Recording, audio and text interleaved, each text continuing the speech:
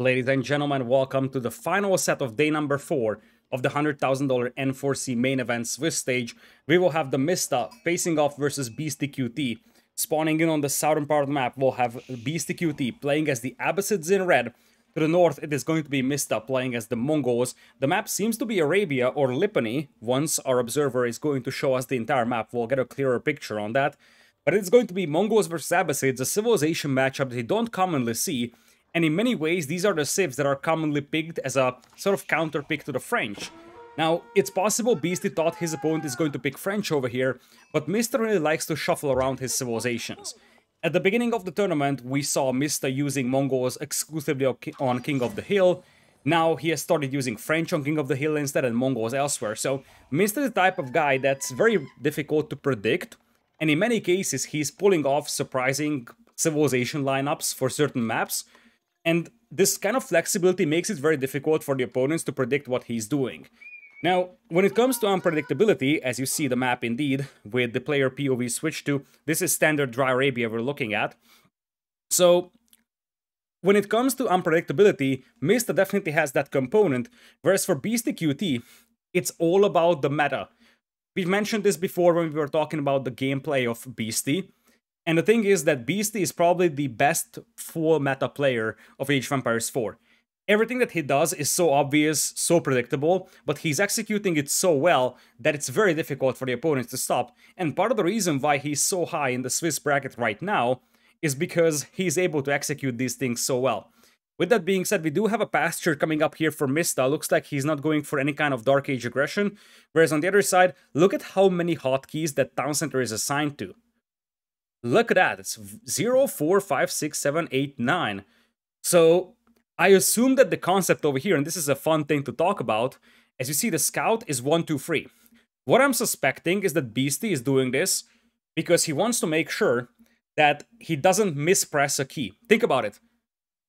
If you look at an English keyboard, it is 4 to 9 and then 0 is right next to 9.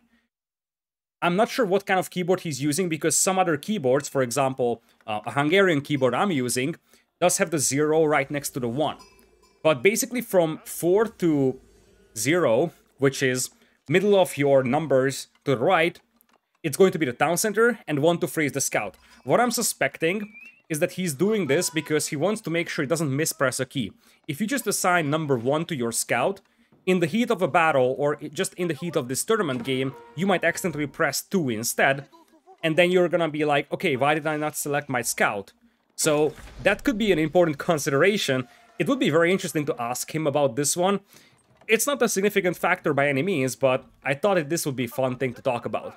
Mista was able to pick off a couple of sheep from the back of the scout of Beasty, as Beasty is dropping the stone mine right now, no surprise about that. And that is the silver tree. I'm just now noticing that Mista is going up with the silver tree. Did I mention that this guy is unpredictable? Did I also mention that Mista's best civilization is probably Mongols? This guy really loves his Mongols, the flexibility. He's got a deadly fast castle build, but now this is crazy, and this is a clever strategy. Let me tell you why this is clever. It's because against the Abbasids, you know that the Abbasids won't be doing a lot of pressure at your base. It's possible you might see 1 or 2 horsemen, some spearmen, and in theory it's possible that Beasty is going to push you a little more aggressively. But I'm fairly certain that TheMista is building this idea on the fact that he knows that Beasty will focus on his economy, so he's going to get away with what could be a quite greedy trade boom. Now, speaking of the trade, he's going to have to locate the neutral market, which is not far away from his base. So the first decision to make is how far he's going to move his silver tree. The most obvious way to do this would be to use the double trade card production. So he would just place it next to the Ovu, make as many trade cards as he can with the double training, and then he's just going to go in between the Ovu basically and that neutral market. Now the travel distance is not something that's huge, so it's not going to deliver a ton of gold, but it still might be quite a decent amount of resource income. And let me tell you why I really love this build here. The reason why I love this is because the return value on the investment is much faster for Mista than it is for Beasty. That's the spectacular thing in this. You pop out some of those traders, they return their investment extremely fast. For Beasty, he needs to get the second town center going, he needs to start making villagers, and then he needs to wait for those villagers to compensate for his investment. So it takes a lot more time for Beastyqt to return the investment of the extra town center as it takes for Mista to return the investment of the trade.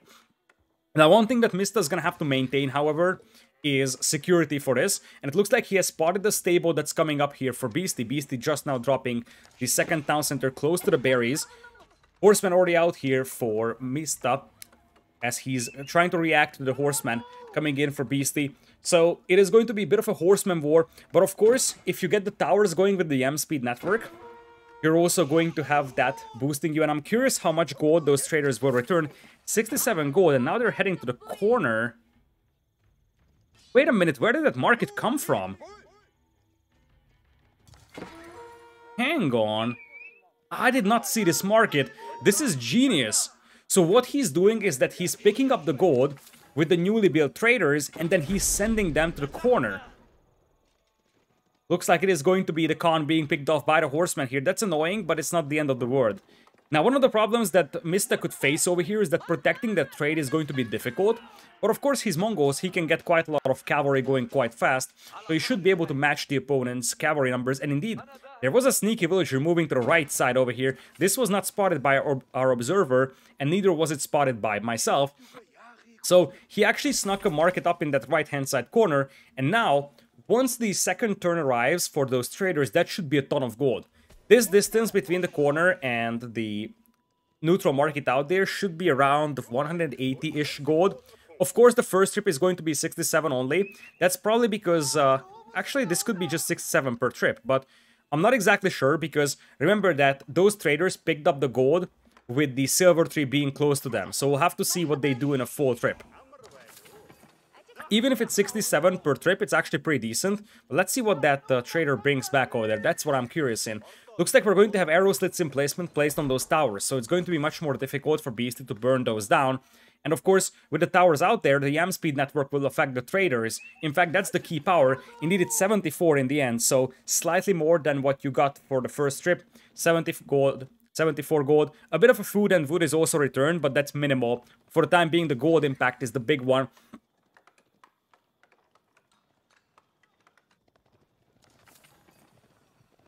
Looks like horseman numbers are steadily increasing for Beastyqt. One thing that Mista has to be careful about is that he used up his stone to produce the traders, which means that he can't really double produce the horseman right now. It looks like he's going to fall into a trap here.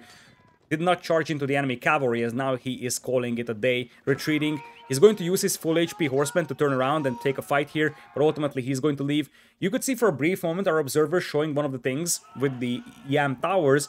Obviously, you want to make sure that your traders are as fast as possible. So the idea here for Mista is that he needs to accelerate the movement of those traders as much as possible.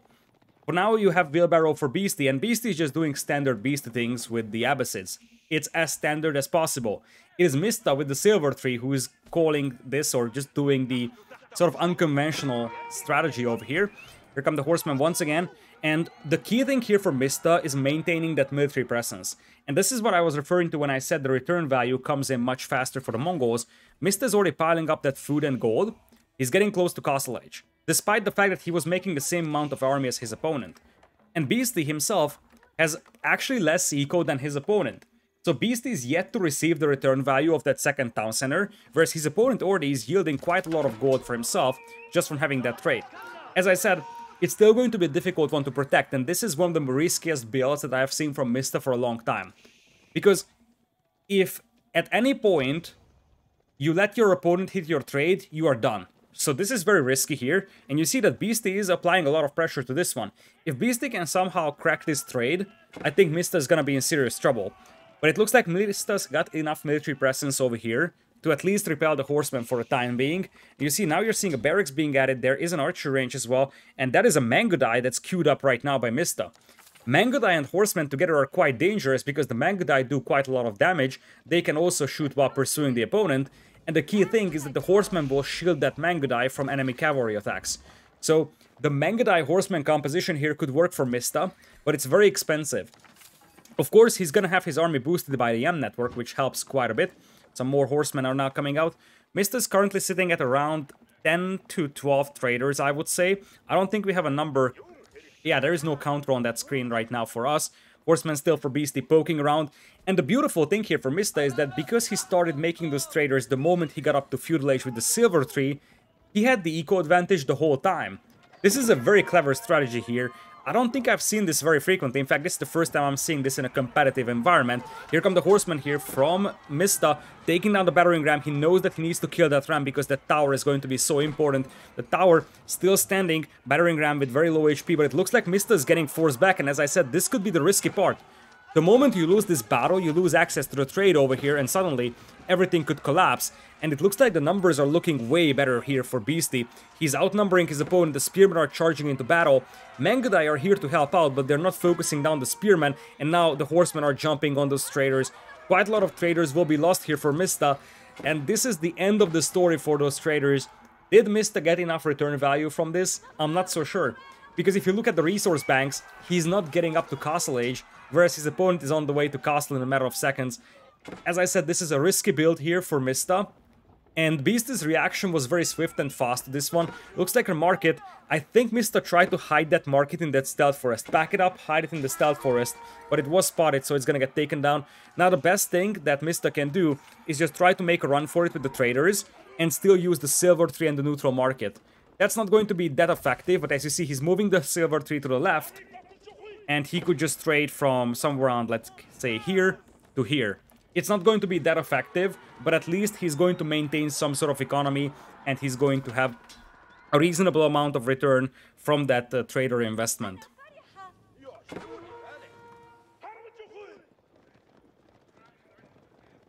$58 eco for Beasty now, as opposed to 53 from Mista, so this is the first time in the game where Beasty is going to take over in terms of economy. He's running out of berries, however, and we have to keep in mind that Beasty's entire food eco is currently built upon berries. So sustainability is definitely going to be a question going forward. For now, it's perfectly fine, of course. Abbas is doing Abbas things. Silver 3 is now set up, as you're going to have the Horseman numbers steadily increasing for Beasty as he's getting closer and closer to Castle Age. Bit of a raid coming in here for Mista. He's going to find a villager here potentially, and it looks like Beasty is taking a fight in front of the base here for Mista. Mista is going to lose a couple of spearmen over here simply because his numbers weren't sufficient to take this one, and it looks like the villagers all get back to the town center but one of the villagers were picked off by the horsemen, but now Beasty is able to retaliate. He's going to take down the 2 horsemen, so you gotta wonder if trading 2 horsemen for 1 villager was worth it here for Mista. But it looks like he was looking elsewhere, and now he's coming in with a scary force, because once you combine the Horseman and the Mangudai, they become very scary. The Horsemen of Beasty are currently at the left side of the map, so this is definitely a raid that could happen from this position to the traders. But of course, first Beasty has to address a push into his base here. Horsemen are coming in, and you have to keep in mind, these mills all across the base and all across the map of Beasty can all be burnt down, and that is going to give bounty to the Mongol players. So Beasty has to be careful with those mills lying around. For now, he's going to face no aggression towards those mills from his opponent. It looks like Mista is going to retreat, and here come the Horsemen. Indeed, this could be a great raiding opportunity for Beasty, trying to jump on those traders. Mista is not far away from Castle Age, but Beasty has a quite significant advantage going into Castle, and I do see some Lancers being added. And on the other side, it's going to be Spearmen and Archers as well from Beasty. So, no cheesy Camel Archers, which would actually be a great unit right now. If you think about it, Mista's entire army is Horsemen and Mangudai. Camel Archers would work quite well over here, because they would just debuff that entire army. So, obviously not as your primary unit, but as an auxiliary unit, the Camel Archers would be pretty helpful here for Beasty. Kurultai on the way for Mista. He's speedrunning the crazy landmarks game over here. That is something I have to say about this one. The Kurultai is a useful landmark, but in most cases the Step Redoubt is just way more effective. It's going to give you a massive eco boost, but it looks like Beasty is, or excuse me, Mista is believing in the fact that the traders will compensate for not having the Step Redoubt. In fact, he probably wants to have his gold income come from the trade, and he won't even be mining a gold. But with the Kurultai, you probably can use that the best when you have a highly mobile army. The Kurultai is going to allow his units to get healed up when the Khan is nearby. So, in many ways, it works like the Abbey of the Kings for the English. It's just mobile. And you also need the Khan nearby. So this increases the importance of the Khan by a significant margin. because you lose the Khan, the Kurota is completely ineffective. Looks like Beasty is going to send a quite significant force to the right side, and you see Camel Archers are being queued up in quite large quantities. You even see the Veteran Camel Archer upgrade queued up for our red player over here. Combination of Lancers, Spearmen, and Camel Archers will be there on the battlefield. Kurota dropped in front. That's going to allow Mista to heal up his forces. And Beasty is coming off with the Voz. Classic Beasty playstyle over here, and especially against Mongols that have a highly mobile army of Mangudai and Horsemen, this will work really well. I feel like Mista is in trouble. He's got the traders, sure thing, it looks nice. It works fairly well. In terms of economies, he's behind by 12. If we look at the resource income per minute, that could be a better indicator of his performance though. 1,000 gold per minute, nothing to shy away from. Food income not so great as compared to Beasty, but of course Beasty still has the berries. And in terms of wood, that's much better, however, for Beasty. Of course, Beasty's heavy on the wood because he wants to make siege weapons. Battering rams now approaching the towers. We got some veteran spears out here from our blue player, Mista. He's going to try and burn down that ram. But I feel like those spearmen will be in for a nasty surprise because the army of Beasty is about to come in. Gotta love that Beasty is waiting for his opponent to try and attack that ram before sending in his actual army. And it looks like indeed here comes the push from Beasty. Most of his forces are spearmen, so you gotta be careful about that because if Mista has some archers, Mista has some Mangonels potentially, or just Mangudai, you could take those down, but of course it's a lot of spearmen, so Mista's gonna need quite a lot of units over here to deal with that. Some Lancers now diving in to try and get some raiding damage going, and the thing that Beasty wins with that is vision on the opponent's army. Those Lancers have shown Beasty that Mista doesn't have a huge army right now. He's got some horsemen, he's got some Mangudai, and on paper, Mista's got 38 military population. But if you look at Beasty, it's 71 for him. And Beasty is also adding those layers after layers of walls, and that's going to make it very difficult for Mista to counterattack. So really this onion strategy that I mentioned for Beasty is helping a lot against the Mongols. Because really, this is the strategy that I would just call it. It's an onion strategy. Layer after layer after layer of walls. He's just building up an onion for himself, pretty much. Here comes 3 Mangonels. Horsemen are in quite decent numbers here for Mista, but that's a lot of spearmen to deal with, and those are Abbasid spears with the Phalanx upgrade as well. Spears and man-at-arms also in the party over here for Mista, as the Mangonels will open up against all that infantry. Looks like the horsemen do get through, but they won't be able to reach those Mangonels. They do reach one now, but most of the Mangudai are now gone. Infantry as well gone from Mista, and he's going to snipe down one of the Mangonels. The second Mangonel is also gonna get down, but ultimately all the horsemen get cleaned up. And behind this one, Mista's entire army was wiped out by the Mangonels before the horsemen arrived. So the Mangonel were able to get quite a lot of shots out and just take down the men-at-arms before the horsemen were able to take down even just one of them. Now the spearmen are pursuing the traders, and you see that the army numbers are not declining for Beasty. He's at 77 as opposed to 11, and now he can just send in all of his units into the base of the opponent, knowing that despite the fact that he's going to lose military, his opponent will just lose eco here. Mista is down to 63 population, and with that, I think Beasty has the game. Indeed he does. Mista tried it. Style points, if style points were awarded, Mista would definitely get quite a few of those, because he has gone for the Silver Tree, he has gone for the Kurotai, and as cheesy and as weird as it sounds like, it's not a bad idea. The Silver Tree almost worked for Mista, but as I said, it was an extremely risky build, and Beasty's reaction was very good. Beasty realized that the priority is to make sure that that Mongol player isn't able to capitalize on the trade, because the two players had comparable economies. In fact, Mista was leading by a quite significant margin for a long time, but there was a difference. The economy for Beasty was much more well defendable. Beasty had to invest minimal effort into defending his own eco, whereas Mista had to invest a ton into defending it, and this is the drawback of trading in 1v1, especially early game when you can't wall off your trade. Defending it is a nightmare, and the moment you lose access to that corner, the market, you are done. So it's a high-risk, high-reward scenario for a player trading here, and Mista took that risk. At the beginning, the reward was high, but ultimately, Beasty was able to nullify that trade, and with that, the eco of Mista was just not good enough to match up against the Abbasids.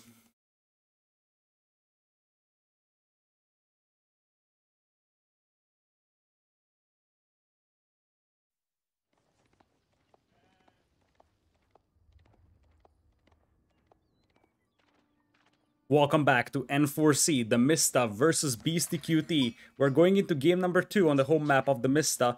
We will have him playing as the Rus in blue on the left side of the map, and on the right side, we're going to have, I believe that's going to be French for Beasty. The overlay is definitely wrong, because if you could see at the bottom of the screen, you could see it was a Rus flag for Mista when he's selecting the scout, and he's the one aggroing the wolves. So the overlay is definitely wrong.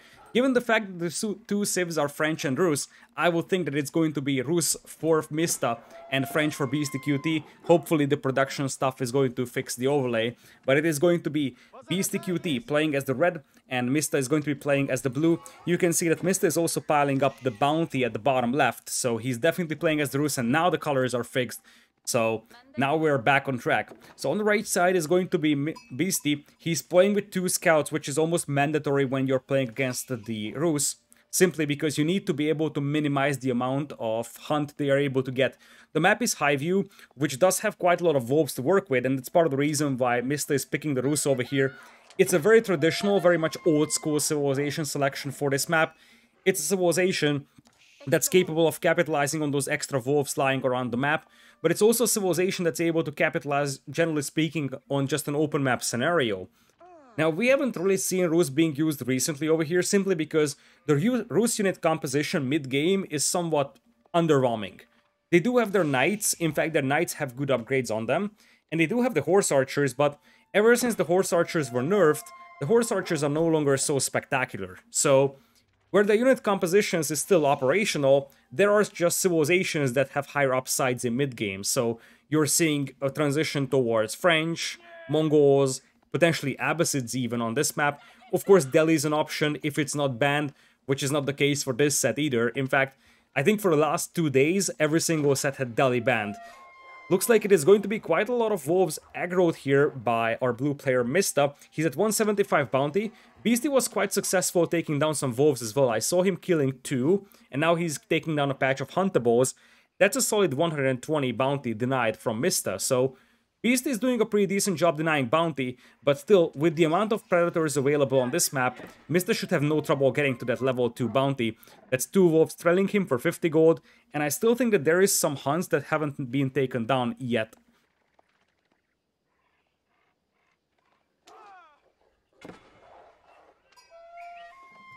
Now, looking at the matchup of these 2 civilizations, we should not forget the fact that both of these civilizations do have knights in feudal age, but the quality of those knights are massively different. The French do get a bonus damage after the successful charge, whereas the Rus don't. But the more important thing is that the French knights can heal up when it's outside of combat, once you have the chivalry upgrade, of course, whereas the Rus cannot do that. So basically, in every condition, the French knights are going to be better than the Rus knights in feudal age. So in feudal age, the Rus player doesn't really want to take fights. Now, knowing Mista, and knowing that he can go for crazy strategies, I'm curious to see what he exactly has on his mind.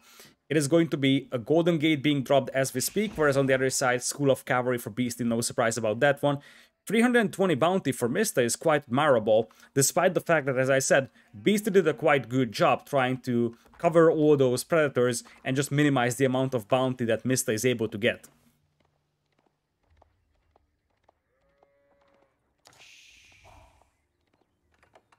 The 2 players should be reaching feudal age at about the same time. That hunting cabin is also very nice for Mista. Judging by the location, that should be a 22-25 gold trickle hunting cabin, which is pretty cool. And now you see 2 more wolves being aggroed here by Mista. He's pretty close to the town center, so Beasty won't be able to deny this. And that's an extra 50 gold in the hands of Mista. Mista was very successful finding wolves over here. In general, there was a ton of wolves lying around the map. I saw at least like 6 or 7 being killed. And with that, you're going to have those 2 wolves falling. Oh, did you see that? Did you see that? Beasty actually yoinked one. He waited until the town center damaged it to be a one-shot wolf, and then he finished it off with one of his scouts. That was a very clever move. He got somewhat lucky that the damage profile came out in a way that the town center damaged it to 1 shot, because it depends on how many shots that wolf has taken from scouts previously. But it was a well-calculated move from Beasty, and he was able to deny 25 gold from his opponent this way. There's a mill out for Beasty, so it's possible we're seeing professional scouts. Indeed, here it goes. Professional scouts, of course, is also an option for the Rus player over here, and I'm curious to see if he has that on his mind. The hunting cabin is up and there is a defensive tower as well on the wood line. Professional scouts not in just it for Mista. He actually has to sell some resources in order to be able to get the gold for that because he's at 244 and I don't think that he's mining gold. And it looks like he's not selling resources, which to me is signaling that he's not going to get that upgrade, or at least not anytime soon. Instead, he's buying stone. Oh, such an old school way of playing the Rus over here. Double town center Rus. I've mentioned this before. This is the oldest functioning build order for the Rus basically that has been used. Actually, it's the second oldest because the oldest functioning build order was just the same Night Rush as you see with the French. But this is the second oldest functioning Rus build order, and this dominated the scene for a long time because this was the easiest 2 town center build to pull off. It was so easy to acquire the stone for the second town center and so safe as well. First Knight coming in right now by Beasty isn't really shying away from starting to kill those villagers. That was one villager killed, and a second one might actually go down over here. Looks like the Knight will be repelled by the tower over here, so for the time being, it's just one villager taken down from Mista, but that was a great value picked up over there for Beasty. Second town center now complete, right next to the first one. This is going to help the 2 town centers cover each other and making it more difficult for the opponent to take down either of those. And of course, this way your entire economy is going to be very concentrated. Now speaking of concentrated, one thing that you don't really have at this point is a ton of sheep underneath the town center for Mista. Which means that he's going to have to be very active with the professional scouts. Does he even have professional scouts? I don't think he does, because he didn't sell resources for gold. If he doesn't have professional scouts, he's going to have food issues, because the only source of food that he's going to get is going to be berries. And of course, if he doesn't have professional scouts, then Beasty is just going to pick up all those carcasses from all across the map. It looks like we're going to have some spears appear on the battlefield, and as things stand, you're going to have Beasty picking up the carcasses and Mista won't. 2 knights coming in, one from each direction. Beasty trying to get some damage done on those lumberjacks, but he's going to be unsuccessful doing so. The spearman should be able to scare away the knights, might even be able to yoink that knight over there. Looks like the knight gets away from the battle. For the time being, Chivalry now coming in for Beasty. He's gonna have to save those knights, of course. One of them is free HP, so being able to get away with that is insanely valuable, but it's going to take quite a lot of time to heal it back up. So behind this one, of course, you're going to see Beasty slowly falling behind in terms of villager count, because of course he's playing only 1 town center, but because he's got the French faster training villagers, he should be having a pretty decent villager count still for the time being. So it's going to take some time until Mista actually is able to build up a considerable economy lead over him.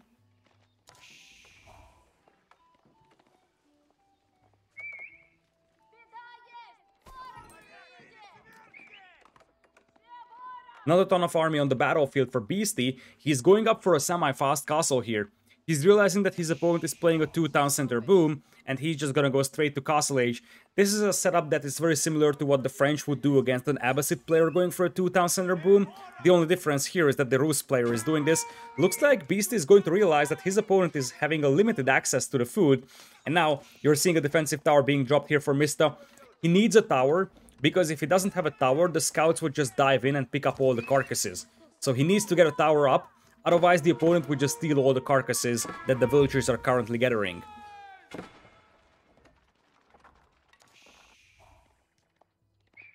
Looks like one knight dives underneath the town center over here. That's going to take quite a lot of damage over here.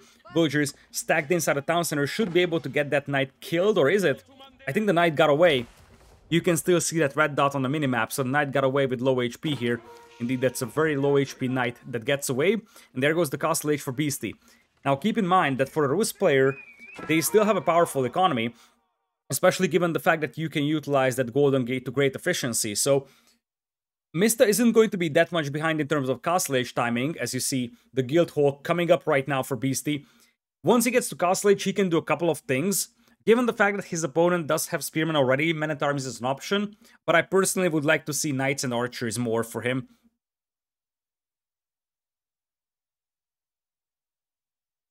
For now, he's still ferrying in the air, and that's going to give him a nice food eco. Also probing the base of the opponent, you see, every once in a while he's going on those berries, sees if he can pick off a villager or not, and that's that continuous pressure from the French that's so deadly against many players, because it's very painful to just continuously defend against all of those knights charging in. Now, it looks like we're going to have Mista coming in here with spears, Once again, his heart rate is in the region of 50s. He's just a super calm player out there, and his spearman will show up at the base of the enemy. This is not something that Beastyqt expected. He's going to lose 2 scouts over there, which is going to delay his progress towards carrying in those carcasses.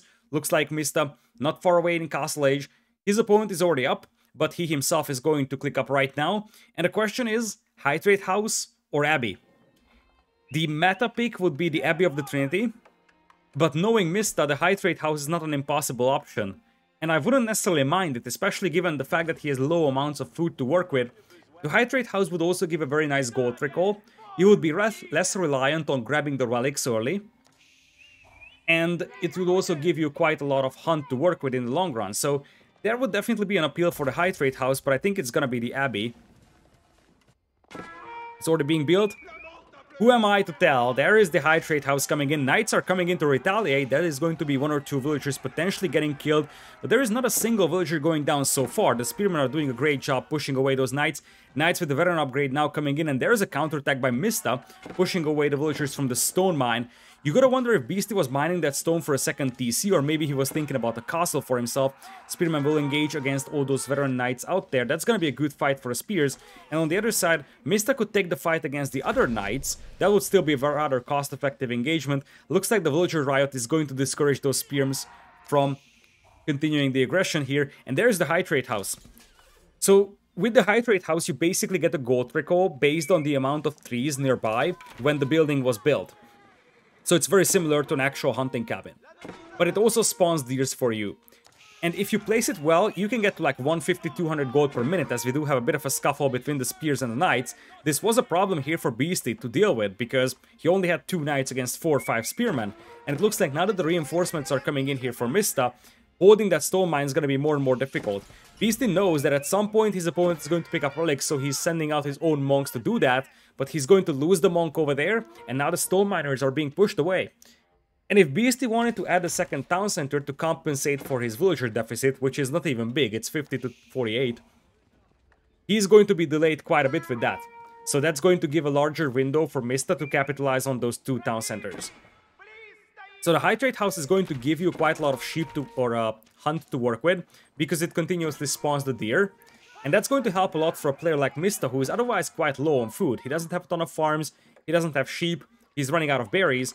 So those extra deer is going to be nice. The only problem here is that that Hydrate House is giving you 38 gold per minute, so the positioning isn't spectacular. That could have been way better. Ideally, Hydrate Houses are going to deliver like 100 plus when it comes to gold, and they basically count as like 1.5 relic or so. Knights are once again diving in, and now you're seeing the monastery up for Mista, so he wants to get some warrior monks, which do have a higher cost if you train them from the monastery as compared to the abbey, and it looks like now once again Beastyqt will be successful picking off 1 villager.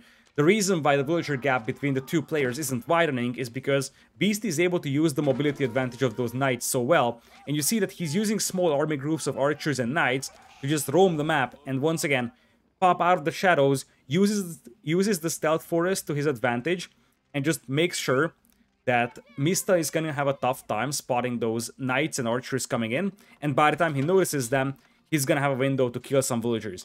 Now, counterattacks are continuous here from Mista, and he's doing quite a lot of damage on those gold miners, but he isn't really killing villagers as compared to his opponent, so while he was definitely forcing some idle time, he wasn't really doing much of a killing.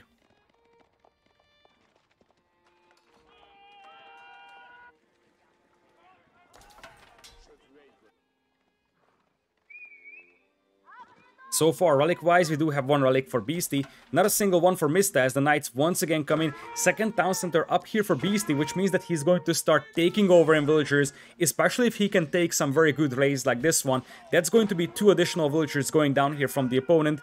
And on the other side, Mista's forces are getting cleaned up. Beastyqt is doing a great job over here. I just said Beasta, which is a combination of Beastyqt and Mista, but no, I wanted to say Beastyqt. Beastyqt is doing a great job over here, using the mobility of those knights. Now defensive tower is being built right now to try and protect those berries. The monk could try to pop the Vololo to save some of the villagers, but it looks like the villagers will stay alive. They seem to have tech stalls because they are quite sturdy against the spearmen. And if they do, that's a great upgrade from Beastyqt to grab, because this way he can minimize the amount of damage that Mista can do on his eco. Now, speaking of that, it looks like we had quite a lot of villagers going down here for Beastyqt. He's down to 51. And on the other side, a couple of villagers went down as well from Mista. He's at 58 right now, so economy is still, to a certain extent, head-to-head. But Beasty, of course, he's going to have now 2 town centers with the French, so he can slowly carve into that villager deficit that he currently has, and slowly start building up a villager advantage for himself.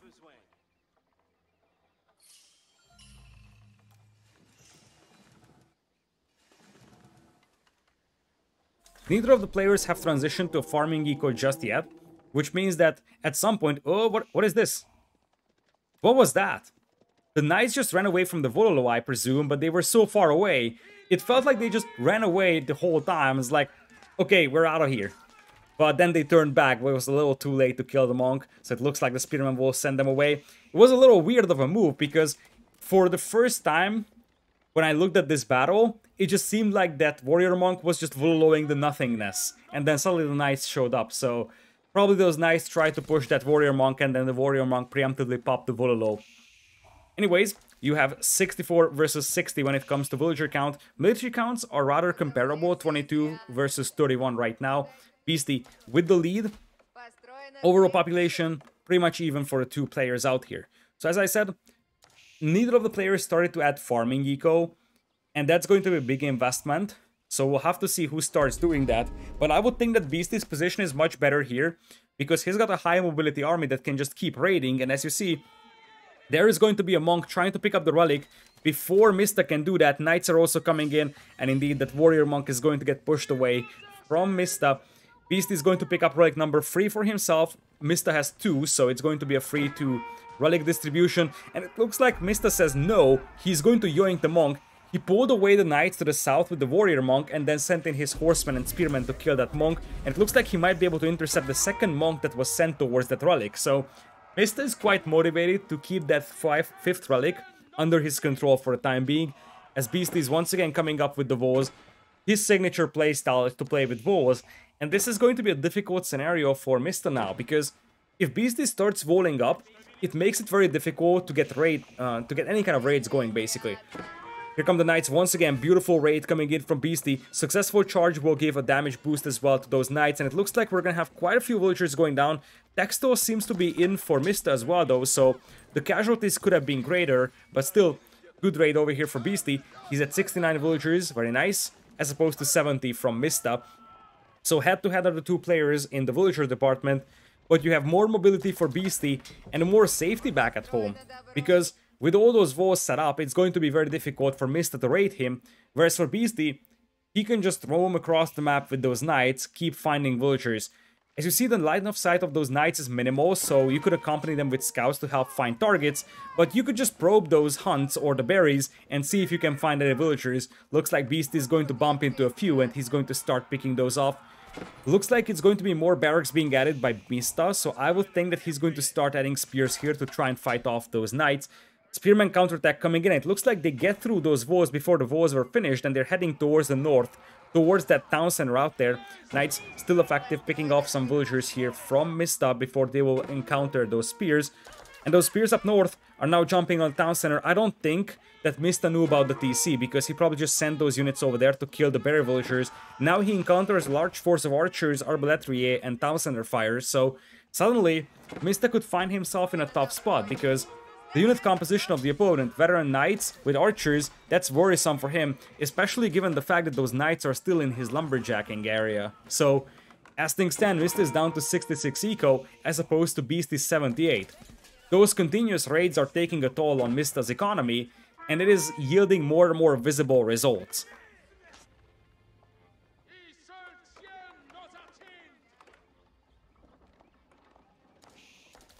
Sprinkled out here for Mista, but he's probably going to lose that unless he sends in repair villagers. Looks like Beasty is going to be gracious and he's just going to disengage. He could have taken that Sprinkled down potentially. Maybe he thought that there is going to be villagers being sent into repair anyways. Looks like the walls are being burned through on the right side, but of course those walls give a nice window for Beasty to react. That's the beauty of those palisades for Beasty. It's not guaranteeing you safety, but it's giving you a buffer and the time for you to react. It's notable that Mista is up to 450 bounty, which means that he has taken down at least one boar, potentially both, which is still not level 3. But given the fact that he's got the high trade house trickling into tier for himself, he's going to be guaranteed to get tier 3 bounty, and with that the maximum amount of food boost for the Roost player. Looks like Beasty indeed adjusts the positioning of the army, sending all of them to the opened up wall area. Now you're seeing a keep dropped in the middle by Beasty. He wants to start keeping those sacred sites. You gotta wonder if those forces from Mista see that, and the answer is yes. There is a scout accompanying them, and they just jump on those villagers from both directions. That's a massive disaster over there for Beasty in the middle. All of the villagers will have to make a run for this one. Most of them will get back home, but the castle will be denied for the time being. Now, of course, Beasty could send in his army here and try to take that fight, but it looks like Beasty is just going to give up on that position, which is going to mean that he's going to lose a lot of stone invested into that castle. Quite painful for Beasty. That's the drawback of sort of placing that castle in that shadowy area in the stealth forest. It's difficult to see if the opponent is in here or close there to just attack your villagers. Here we go, however, we do get the armies clashing in the stealth forest. Both sides are sending in some forces. Villagers were pulled to try and finish the castle over here, and it looks like we do have a sizable force of arbaletiers and archers, but you got the horsemen coming in from Mista, and there is no direct answer to the horsemen over here. They will try to poke away at the archers. Most of the spearmen are going down, and the villagers are also being taken down. Mista is trying to focus down the villagers here with a couple of knights. Those villagers were running circles around the opponent's army, but now the numbers are increasing for Beasty on the battlefield, and with that, he might be able to secure a ground for himself to drop the castle here, and that's exactly what's happening. The castle should be built now. He's able to afford losing a couple of villagers over here for the sake of getting that castle up in the middle, especially given the fact that this is going to give him such a strong foothold. Mista is back in his base with 33 army, but the feel of the better unit composition for Beasty is still there. Also, Mista is gonna have to replace that lumber camp at some point. Speaking of the lumber camp, holy potatoes, that's a big force of knights coming in here, and suddenly Mista's lumberjacks are more exposed than ever. They're going to make a run for it, and they are probably very happy about the fact that Beasty wasn't looking, so they actually get away with an otherwise very exposed position. Other side, raiding knights do get cleaned up, and it looks like now we're seeing a lumber camp being dropped in the middle. Why? Why a lumber camp there? No one knows. You probably just want to keep your villagers close to that castle, but that lumber camp still looks kinda weird. You can see that Mista is dropping hunting cabins everywhere, by the way. Not just close to those big forests, but also in the stealth forest. This is one of the older metas on this map. You're trying to drop hunting cabins everywhere because they do give you a trickle of gold based on the amount of trees nearby. And the tier 3 bounty, those will be important. So like 1, 2, 3, 4. Each of those giving you 40, 50 gold. That's a decent amount of gold income for Mista. Those are worth multiple relics, actually. And it's actually difficult for the opponent to find them if they're not specifically looking for them. Because, for example, the French Knights have limited line of sight. So that's a nice way to capitalize on the map control for Mista, or at least the limited map control he has. Meanwhile, it looks like we just saw all the gold being withdrawn for Beasty. That's part of the reason why he's got 4,000 gold in the bank, and he could utilize that to get to Imperial Age and get to potentially hand cannoneers or just elite Royal Knights with the Royal Bloodlines upgrade. Quite a lot of gold in the bank for Beasty, but he isn't able to balance out his eco right now. You gotta wonder if he's gonna mark it. He's gonna mark it, so he could just buy himself up right now. He isn't doing that just now, but he's got that window, and he doesn't even need to rush this one. Meanwhile, for Mista, he's also floating a lot of gold, so just as much as Beasty, Mista could also buy himself up, especially if he uses the golden gate, because that would be very effective.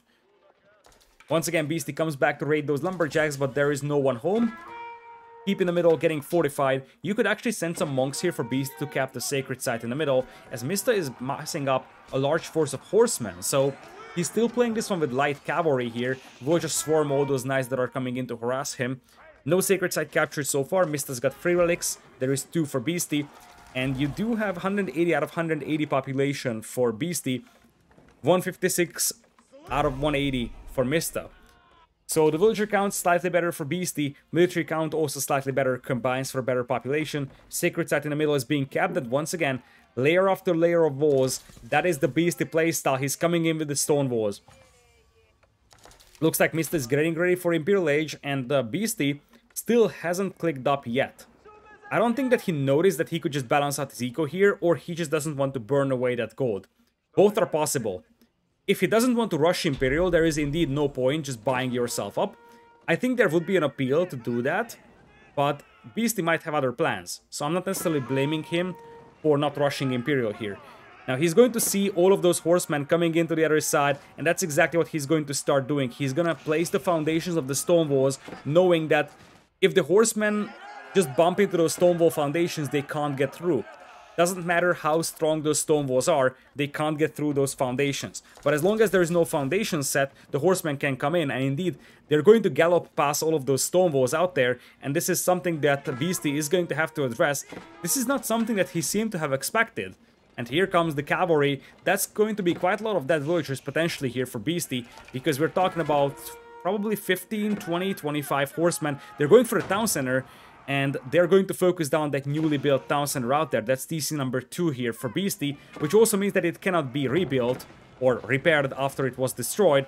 If it gets destroyed, it's down forever, and that's a great snipe over there by Mista. He still has the horsemen available, and he's going to take a fight against the archers and the arbaletier. That's actually a good fight for him, although with mangonel and springald support, most of those horsemen are now going down. Quite a few villagers were taken down, however, by those horsemen, many of them now rushing back home, and those horsemen are causing a lot of damage to Beasty. He was just a little too late with the stone walls, and he allowed all of those horsemen into his base. And now if you look at Mista, he's up to Imperial, and Beasty is still not going into Imperial, and you gotta wonder if he's intentionally delaying his Imperial, or there is something else going on, because he could have bought himself up a long time ago, yet he did not do that, and now he's facing an Imperial Age player. You see Streltsy being added, advanced roller shadow triggers coming in as well for the Rus players, so we're getting to the stage where the Rus late game is going to start dominating the French. Long-range springolds, Streltsy, potentially cheap horse archers that don't cost gold, those are going to be components that the French will have a tough time dealing with. Beasty Void in the right side, it looks like some spearmen will be able to get there, and that way decap that sacred site. The sacred site on the left side is going to be something that Mista will control eventually. The one on the right side in the middle should be in the hands of Beasty for the time being.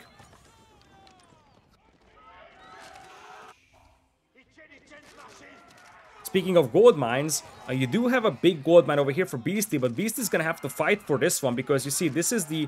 Well, there is the gold mine over here. This is a small gold mine still, but the big gold mine that he will have to fight for is this one. The other big gold mine on the map is on the far left. That is under the control of Mista, and it likely will remain the way. But this gold mine on the right side, this big gold mine, is something that's contested and could be accessible for both. Beasty kind of needs that with the French, because the French have very much gold-reliant army. For the Rus, it's not so much reliant on the gold, so with the Rus you can get away having less gold to mine. There's the big gold mine. Beasty is just about to start going for it. Populations still in the favor of Beasty. He's got basically the same villager count as the opponent, but much better military count, as you're seeing more and more towers scrolling up here for Mista with springald emplacements, knights coming in to discourage the enemy from harassing that gold mine. There is going to be the Red Palace coming in. That Red Palace is at a very aggressive position, by the way, by Beasty. This Red Palace is going to deny 2 wood lines over here. It's actually a very great position. It's going to cover the southern flank of Beasty. Now, he's sacrificing one thing with that, and that's direct firepower in the middle. If he had that Red Palace here in the middle, it would be impossible for the opponent to break through there, or at least very difficult. By having it elsewhere, he's going to cover his southern flank, but it also leaves the middle a little more open. I still think that this was a good decision, and I actually like the position a lot. But, once again, one of the factors to consider is that this way, the hold on the middle central sacred site is something that is a little weaker than it possibly could be. Some knights still roaming around over here for Beasty. You can see Mista's reactions to these. He's reacting to these very fast. And a thing that always impresses me is how calm he is. Meanwhile, for Beasty, once again, 1, 2, 3 hotkeys on his knights. So the units that he's controlling in that group, it's 1, 2, 3. His town center is down to 4 and 9 with the hotkeys. And I think his production buildings are probably just grouped up by type. This is the only thing that I'm interested in right now, looking at his POV, as our spectator is showing that to us. Because that's an interesting thing to talk about. It looks like he's going to get quite a lot of lumberjacks over here, actually. A couple of knights are pursuing him, but the royal knights will just ignore those knights and kill the villagers, and that's going to be quite a lot of villagers taken down. Indeed, here it goes. Spearmen do catch up with the knights, but if you look at Mista's villager count, that's dropping quite rapidly, and that's quite a lot of dead bodies on that wood line. And it's a great level of distraction. Now, Elite Knight coming in for Beasty, so he's going to have the full upgrades on those knights very soon. And he was able to do quite a lot of raiding damage here, but more importantly, he was able to force his opponent to react to this and pursue this with the Spearman, which once again gives a window for Beasty to potentially crawl up a little more in the middle, secure some more ground for that gold mine, drop another castle, whatsoever. Speaking of which, for Beasty, he's gonna have to soon start to make a decision. Because he could switch his guild hall to stone, and that would give him basically infinite stone to make fortifications left and right, spam castles everywhere. Or he could keep it on gold, which would guarantee that he's not going to run out of gold. There is the castle coming in for him. He's got 2,000 stone in the bank. He can drop castles everywhere. And indeed, there is going to be the castle being dropped in the face of Mista. Now, Mista's got 63 army over here. He's opening up with the Springolds, taking down one Mangonel. Second Mangonel could be exposed to those Springolds. Streltsy are setting up, and that is a scary army over there. For Mista, Streltsy once again setting up against all that infantry. Springolds will trade volleys over here against each other, but this defense is very nice here for Mista. He already has traps set up to shell the castle, and in general, pushing Rus is going to be very difficult for a French player here. Long-range Springolds, Streltsy, Trebuchet is already destroying that castle out there. Beasty's got the army numbers, but I'm not exactly sure if he can commit against that fight. I don't think he can. I think that is just way too much to handle right now for his army. Full infantry army dealing with all those Streltsy is a little unlikely, I would say.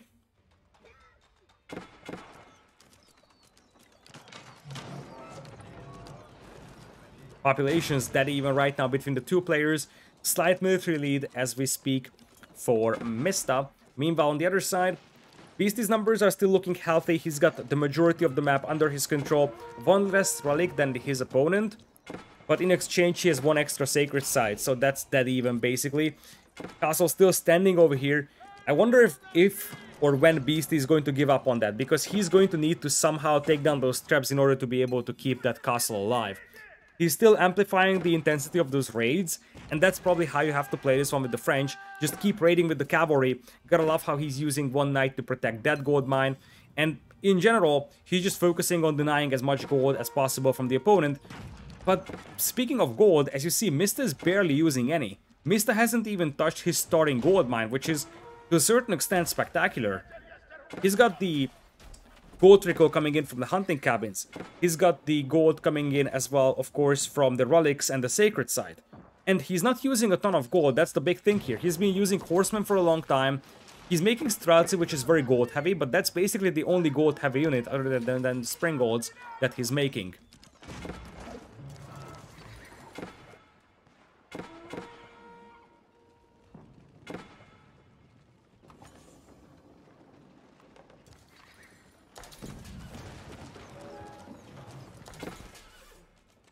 Looks like some archers are breaking into the base of our blue player Mista over here. These could do some damage, but they shouldn't be able to inflict that much of a casualties out there in the base of Mista. Trebuchet is still working away against that castle out there, as it looks like we're going to see some trebs appearing on the battlefield for Beasty as well. Beasty is sort of in a good position right now, and he's sitting there like, okay, how do I finish this game? Because that's the question. Whereas for Mista, for now he's on the back foot. But we have seen that the longer the game goes, the more creative Mista becomes, and let's not underestimate the fact that the Rus late game unit composition is deadly. So, based on just pure unit compositional basis, you could say that, okay, Mista can afford to wait and sit back, especially given the fact that, as I said, the French are reliant quite heavily on the gold.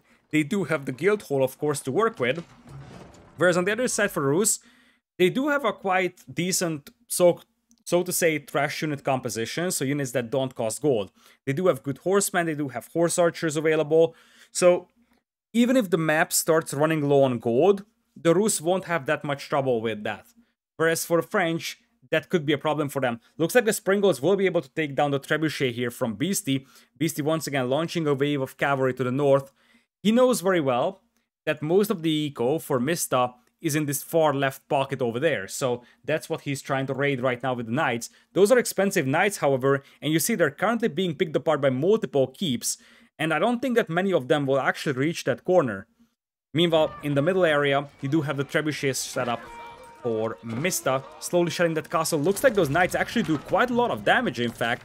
Mista is down to 82 villagers. Those knights are doing work. Mista lost like 15 or so villagers. Now the question is, does Mista need those vills? I would say yes, because his resource bank isn't spectacular, so he's gonna have to rebuild some of those, at least get back to like 95 or so villagers, but he's gonna be able to get rid of that castle in the middle.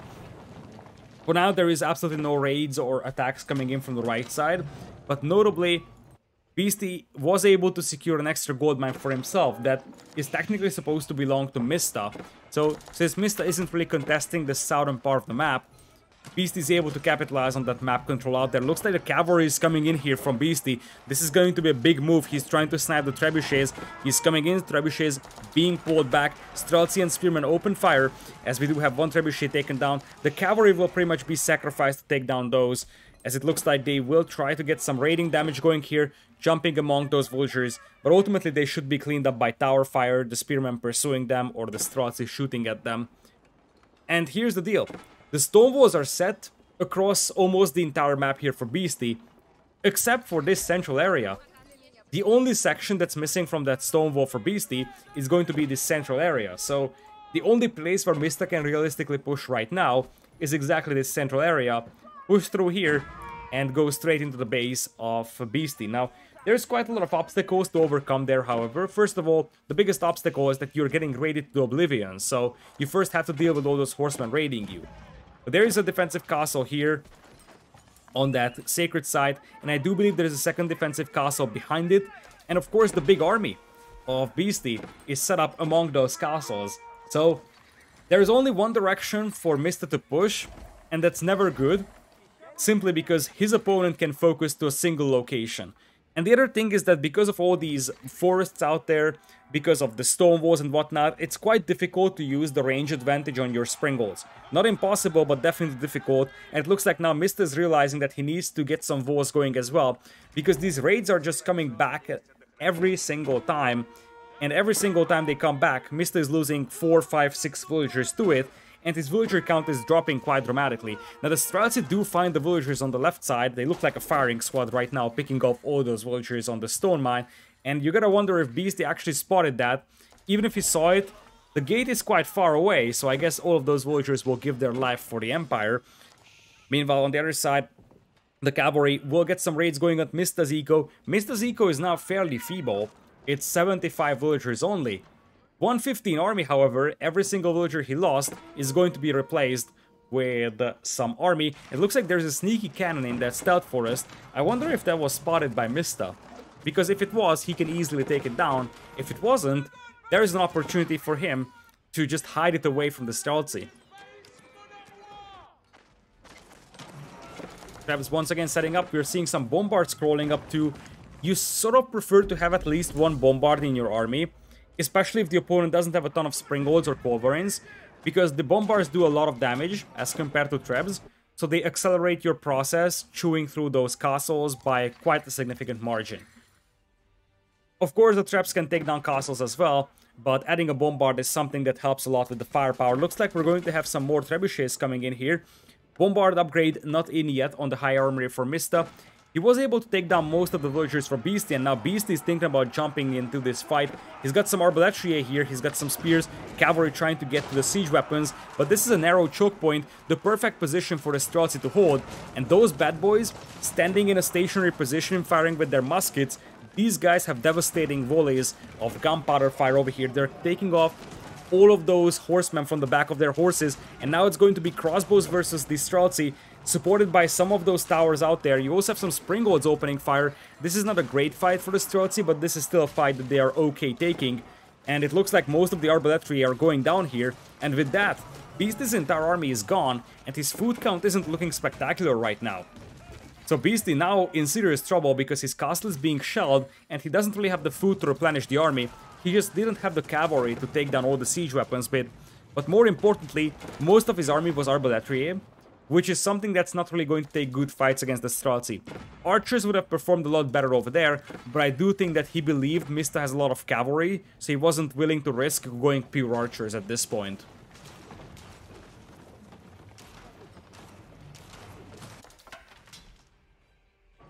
Beasty back to 43 army. He still has 2 relics to work with, quite a lot of gold that he has mined, and he does have the opportunity to raid.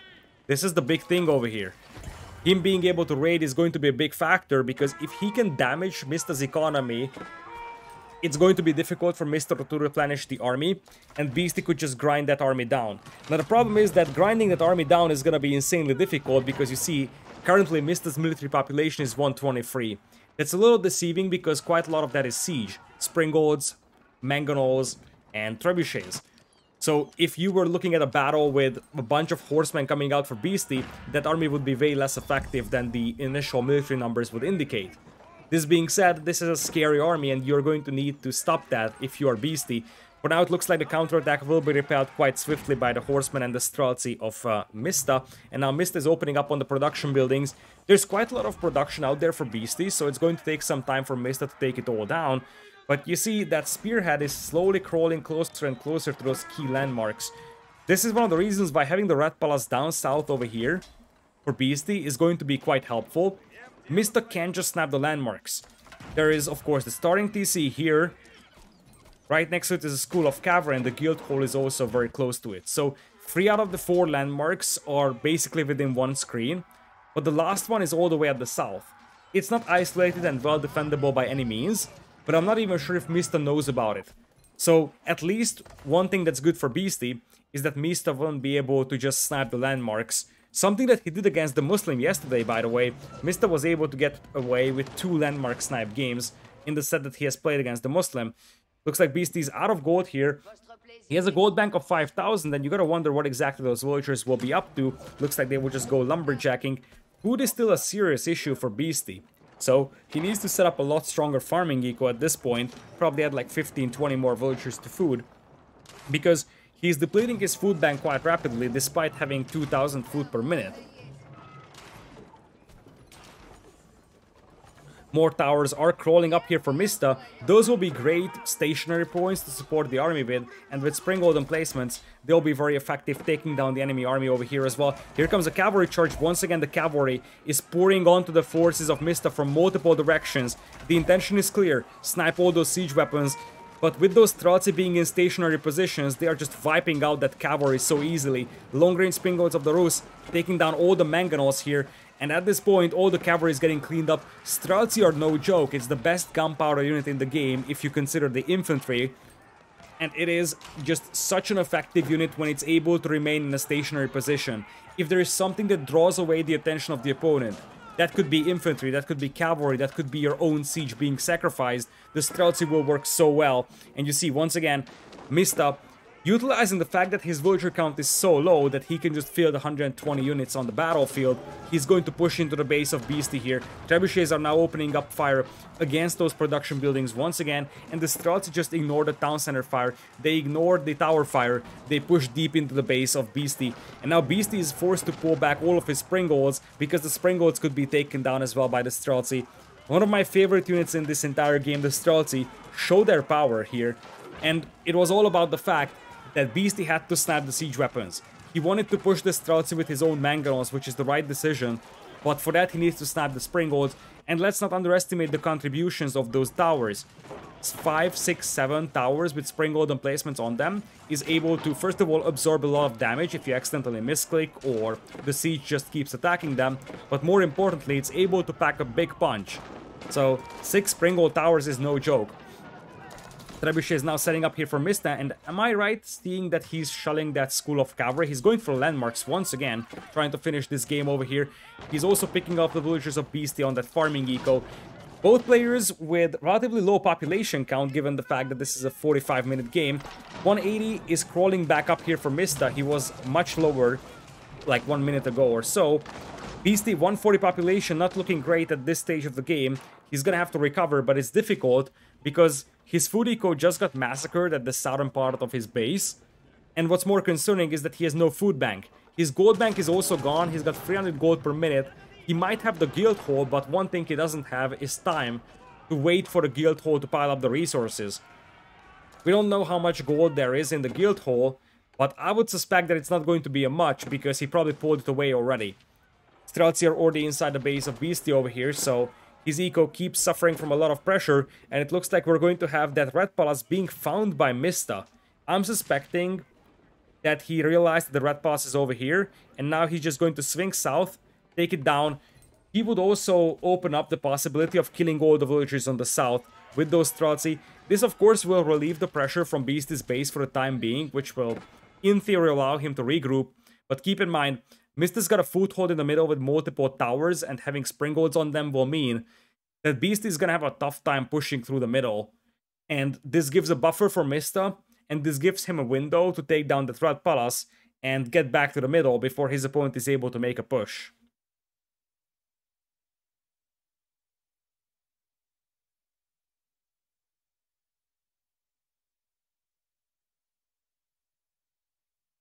Beast is realizing the fact that he's low on gold and he's starting to add trade, which is not something that you commonly see in 1v1s. Most of the time, the players just won't go for trade. They just start adding the non-gold costing units. Talk about spearmen, talk about archers, talk about horsemen. But I actually like the idea of Beasty going for the trade over here. That's going to pay off in the long run. The question is, will he survive for that long? Because he needs to hold off this attack for a solid, what, 5, 6, 7 minutes at minimum to have any chance of capitalizing on that trade. You see, it's still 300 gold per minute, which is basically the 1 sacred site and the 2 relics that he has. So he hasn't even received a single trip of gold from those traders. It's going to take some time until those return their investment. And behind this one, of course, Beasty is being shot by trebuchets. The Red Palace is still standing, so it looks like Mista changed his priorities, and he once again is just focusing on the starting base of the opponent.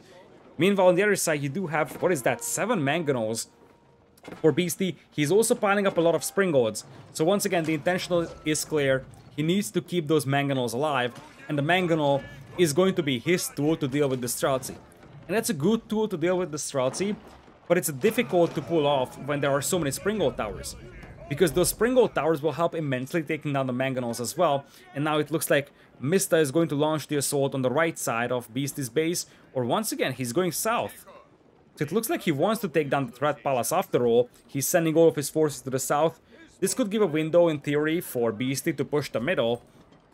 Beasty currently at 101 military population, whereas it's 133 right now for Mista. Mista's eco is very weak, so if he loses a battle here, he could be done, because replenishing that army is going to be difficult. He's got 6,000 wood, 1,500 food, 1,100 gold, so not a spectacular resource bank, but a solid one for the time being. Red Palace is being shelled right now. Villagers could try repairing it, but honestly, against 6 trebuchets, it's really not going to work out. So Beasty is doing the right thing, just save the villagers. And it looks like he has managed to assemble a fairly large force of knights and horsemen, and you gotta wonder if he could try potentially sniping the opponent's landmarks. I said this before, Mista yesterday against the opponent, the Muslim, did 2 games with landmark snipes, and Beasty saw those. This would be an opportunity for Beasty to use that mobility, try to snap the landmarks. Does he have enough cavalry over here? I somewhat doubt it. That seems to be around 30-40 cavalry units, and Beasty should have enough firepower that he could just focus one of the key landmarks. And indeed, there it goes. Beasty's trying to go for the landmarks over here, focusing down the Golden Gate. This should be an alarm for Mista that he needs to group his forces close to the High Armory, because the 3 landmarks that he has, the High Trade House, the Golden Gate, and the starting TC are close to each other. It looks like Mista isn't really stressed about this one. He understands that the cavalry that he's facing is about 30-40 big, so he can just divert some spearmen to slow them down, use the castles to protect the High Armory, and you gotta love that that High Armory is surrounded by 4 castles. That's going to be next to impossible to snipe for the cavalry, and now Mista is using this window to push straight into the opponent's base and just try to take down the opponent's landmarks. Streltsy will open fire on the Springles. That will help a lot for Mista to try and take down the opponent's siege over here. And once again, because Beasty's forces are just not in here, not on this screen, he's just going to get overrun.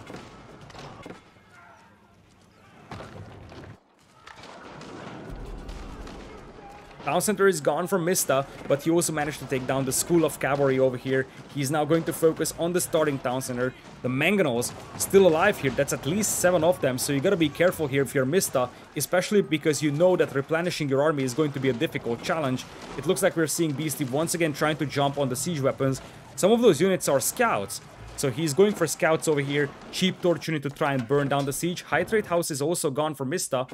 It's going to be a race for the landmarks, but at this point, it's the only landmark remaining. That's the only landmark remaining for Beasty. That's the starting TC and it's on fire. He's repairing it with everything that he's got, but the next volley of trebuchet fire should be able to finish it off. And TheMista is like, he knows it.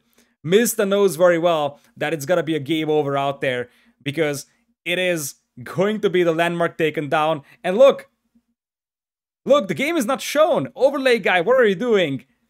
Well, it is what it is. The game was not shown to us, but that landmark was just 1 HP. It was fairly obvious that the next volley finishes it off. And with that, we're going to close this game out with TheMista's face. Once again, that cheeky smile on that face. That's just telling us, look, I once again sniped your landmarks. It's actually so weird that we didn't see the actual landmark snipe, but you could see for a brief moment that the town center was like 5% HP and villagers were sent to repair, but 6 mangonels firing or 6 trebuchets firing a volley into that would have finished off that town center. And with that, it is going to be a victory for TheMista over here. He evens out the score line on high view, and we're going into the first home map of Beastyqt over here with an even score line.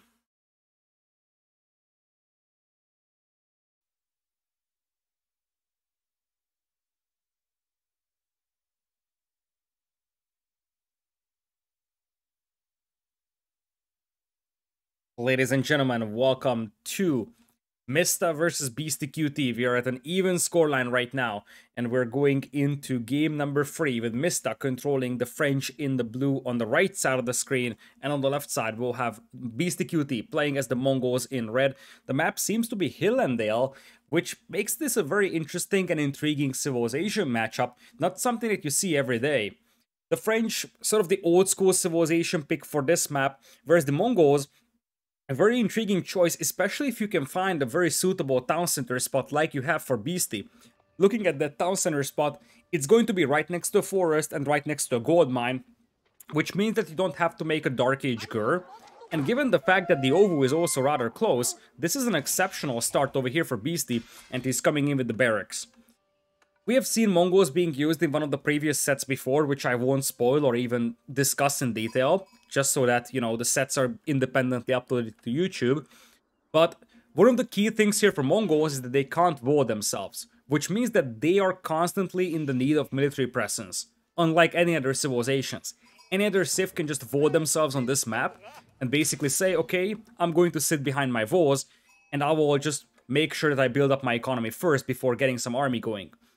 The French is a very much old school civilization to play this map with. Powerful civilization, good economy, good all-around civilization, but I'm curious to see what TheMista has on his mind with the French. Maybe TheMista thought that it's going to be an HRE pick from Beasty, and I'm not going to lie, this is the first time where we're seeing Beasty deviate from the meta in a quite considerable way. It looks like it's just going to be a tower rush with the Mongols, which is a great answer to the French, regardless of the map, honestly. Especially with such an exposed gold mine over here for TheMista, that could be a disaster. Looking at the gold mines for TheMista, in fact, this is a terrible map for him. There's a backup gold mine here that's exposed. It's a small gold mine. And this is a big gold mine. Now, I'm not gonna be very happy about this map, to be honest, because this is a borderline bugged map. I don't think it's worth an admin restart, but the minimum to say about this is that this is quite unfavorable for TheMista. Because normally, you're guaranteed 1 small gold, a second small gold, and a big gold on your hill. And TheMista's small gold is actually in the Dale area. The reason why I don't think this justifies an admin restart is simple. The thing is that usually, or at least in some cases, your big gold spawns in the Dale area. So usually when we're looking at Hillandale, we're basically saying that if you have 2 gold deposits on your hill, it should be a reasonable map. So this is not really considered a bugged map, but it's very unfavorable for TheMista. The thing that's actually a little surprising is that we are technically using admin-picked seeds, and this seems to be quite unfavorable for TheMista. Anyways, let's go back to the topic of the game, actually, because we're seeing a tower rush unfold over here. No surprise about that. The tower is actually very well positioned because it's going to deny the gold, and it's also going to harass the lumberjacks, so it's a great staging ground over there. And you're also going to have a second tower potentially harassing the other side of the wood line. So that's a very dangerous tower out there that Beasty built. And the second follow-up tower is going to make life even more difficult for TheMista. For the time being, those spears are harassing the villagers, but they weren't able to get any kills. Of course, in this scenario, those spearmen are also working, well, they're mostly working as an escort to that villager that's just dropping the tower. Love the move that Beastyqt is actually dropping one of the spearmen to burn down the mining camp. The other three are still responsible for escorting that villager. And as Feudal Age kicks in here from TheMista, he's going for the archer range. Now, one of the tricky things when it comes to playing with the archer range is that you need wood to be able to make archers. And if your opponent is able to deny your lumberjacking like that, you could be in trouble. That wood line is also going to be denied, and the lumber camp being burned down to the ground. This will give a very nice bounty for Beastyqt. Beastyqt should be on the way to Feudal Age as well with the deer stones, I do believe, as Mista is going to pull his scouts to try and fight this one. Mista played a very similar matchup before, and I'm curious to see if he's going to do that again. That was Archer's Scouts, and that was on King of the Hill. The idea was simple. The Scouts will be your cheap torch unit that threatens the opponent's Ovu, and the Archers will just pick off the spears. And he actually won that game. So I'm curious to see if that's going to be the same build order here, especially given the fact that the opponents already saw that game, so they probably have a response to this, or at least they have an idea of the possibility of this happening. Looks like one villager will be taken down by the tower here. Arrow slits emplacements will come in the moment Feudal Age kicks in for Beastyqt, and now that's going to be a cheeky tower out there. You gotta wonder if that actually can see the wood line. The verticality works a little weirdly in Age Vampires, because I think that this tower is supposed to be able to shoot upwards. Now, it looks like, luckily for Mista, we'll never find out because the villager gets pushed away by the scouts. Looks like it is going to be the spearmen trying to burn down that lumber camp before the archers help out. And Mista's gonna be able to repel the push of those spears. You see, the lumber camp is safe, the spearmen getting pushed back, and the tower down south also denied. That's a nice combination over here for Mista. Still, Mista is sort of pinned inside his own base, and this means that Beastyqt can do whatever he wants right now back at home. He can think about a fast castle style approach, he can start thinking about adding an archer range himself, and right now, Mista has no idea what Beastyqt is doing, so Mista is still, to a certain extent, in a danger zone, and it looks like we're just going to see a fast castle style approach here for Beastyqt potentially, because he's not adding any army right now.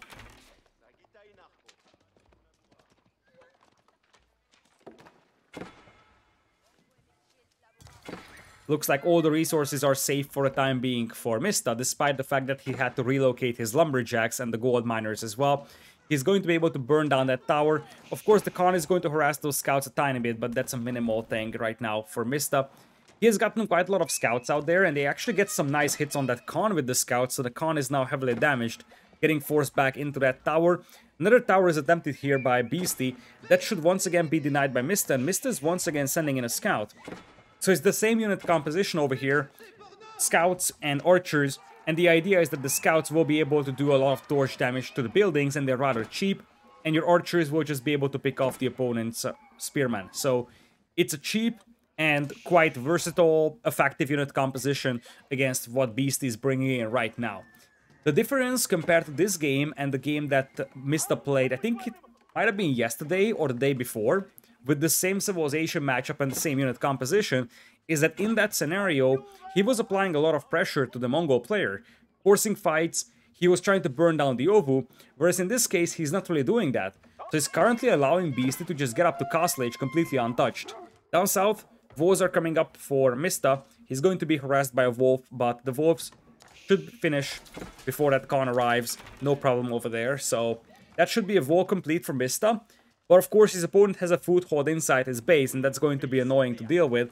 And you see the hunt is barely accessible as well for Mista, which is a further annoyance. He has to take the berries when he probably would prefer to take the hunt, and it looks like the Khan might actually get in here before the wall is complete, which means that it's going to continue harassing the villager.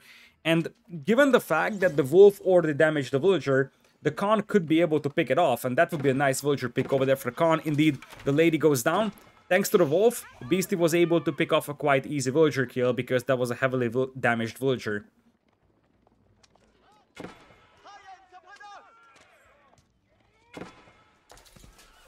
Looks like Mista is trying to intercept that Khan over here, sending in the scouts to do the dirty work for that. Nice move from Beastyqt to avoid them, and that Khan is definitely feeling the heat over here, is being pursued left and right by those archers and the scouts, and it looks like it's going to be Blacksmith stable. Castle Age, not far away here for Beastyqt, whereas for Mista, he's still quite far. I'm not exactly sure what Mista has on his mind right now. This is the thing. Because at this point, Mista wasn't really making a ton of army. Now we're seeing some knights and archers come in, supported by some scouts. They can't push into the base of Beastyqt directly, though. And that's one of the extra advantages of having the town center over here, where it is. It basically denies the opportunity of the opponent from pushing directly into your base, because you would have to run past the town center, which is, especially with such a small army, quite suicidal. So you would have to push from the north or from the south, but that of course takes more time for Mista to get to. So that's a very clever town center placement for Beastyqt. Looks like the Khan is still active over here, harassing the archer and the scout for the time being, and it also leaves the walls open, at least for a brief moment. There's the step redoubt coming in. Town center will be garrisoned when the knights arrive, and you see that there is no chance for Mista to get the archers in. He's grabbing the siege engineering technology, so he wants to go for what seems to be a ram push. His knights are also in, which will be a distraction, however, and this is actually a pretty annoying distraction, because one thing that Beastyqt doesn't have is army back at home, so he's gonna have to make a couple of spears to deal with that. And until then, his villagers are getting pushed all the way back into the town center, and this could be more concerning than it initially seemed. If you take a look at this army, okay, now we got some spears going, so the knights should be pushed away, but still, for a brief moment it seemed like Beastyqt is gonna be stuck around his town center, and he doesn't have a ton of food to work with over there. He doesn't have pastures, so he's relying on the hunt, he's relying on the berries. He needs at least a certain level of map control to have a good economy. First battering ram coming in here. Looks like the archers will try to deny this step redoubt. They might be able to delay this one, but I'll be very surprised if they could do much against that town center out there. Town center garrison with 19 villagers. Scout goes down. Now it's going to start focusing down the archers. This is not a fight that Mista can take, and I feel like this is a bit of a desperation move from him. It really doesn't seem like this is a fight that he would normally take, and he's probably taking it because he doesn't really have an answer to Castle Age right now. He's nowhere close to Castle himself, and he knows that very well. Castle Age is in, Beastyqt jumps back into the town center upon getting the step redoubt up, and all of those expensive units, the knights, the scouts, the archers, those will be taken down quite easily by the town center. You especially want to avoid losing your knights because those are your most expensive units, but of course losing the archers is definitely not helpful either. And now Mista getting forced back over here, and he still wasn't really able to accomplish much. Now you see the Castle Age Khan coming in here to harass the gold miners. Good old-fashioned Mongol usage of the Khan. And Mista just taps out. This is one of those defeats, or just resigns, when he's saying, okay, I don't get a shot at this. It's not like he lost a decisive battle. It's not like he made a massive mistake. It's just the fact that in this scenario, with the civilization that he had, and with the unit composition he had no tools of damaging Beastyqt. It's possible that he tried to pull off the same build as he did before, so try to go for the scouts and archers, burn down the towers first, and then go for the opponent's Ovu, and this just got delayed. It's very possible that the amount of damage that he took at the beginning, the idle time, the fact that he wasn't able to access his hunt, delayed him so much that by the time he was able to launch an attack, his opponent was up to Castle Age, but that ram push was apparently doomed from the beginning. It really doesn't seem like something that Mista could ever pull off, really. With that being said, now Beastyqt is at match point, and we are looking into game number 4 coming in. That's going to be on the second home map of TheMista. Both of these players are on the upper parts of the Swiss bracket, which means that the defeat is still something that's to a certain extent acceptable to them, but of course they're working towards that first 2 spots, which would guarantee a spot for them in the semifinals. We'll continue with game number 4 in a matter of seconds.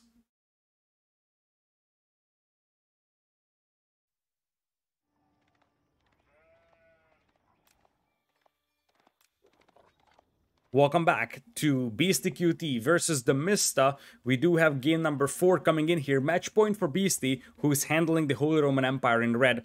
And we will have TheMista handling the English on the left side in blue. I do assume that the map is Altai, although we'll have to see the location of the cliffs to be able to completely confirm that. And it seems like it's actually Lipany. It's a little annoying, I'm not going to lie, that our observer is starting with the POVs enabled, so instead of just having the entire map overviewed, because it's a little more difficult to spot or just figure out which map we have, and it would also be, like, this would be the time normally where you look at the player's maps. I'm not exactly sure what is the relevance of just following one scout. This looks very good and scenic, I'm not going to lie, this is you know, the chill element of the game, watching one scout collect sheep. But from a casting perspective, it might be more beneficial to just show the big map and talk about the maps of the players. This being said, this seems to be an open map scenario over here. We will have Beastyqt playing as the HRE, and on the other side, you're going to have Mista playing as the English. HRE, definitely an underrated civilization for open maps. It's the economy civilization, a civ that isn't having a spectacular unit composition, but it's a civilization that has such a good economy that it can do so many things very effectively. And do I see 100+ heart rate for Mista? I think this is the first time. I think in the entire tournament so far, we've seen him at the 50s, 60s. Looks like now he's feeling the stress. And it's actually a very interesting indicator because even under pressure in the previous games, he was like at 50, 60, maybe 70. So whatever happened here, he really knows that this game is important because his heart rate is up in the skies. Meanwhile for Beastie, he's pretty chill, 93, 95 region, and indeed the map is Lipany, which is basically an open map, just like Arabia, but you do have a couple of cliffs out there.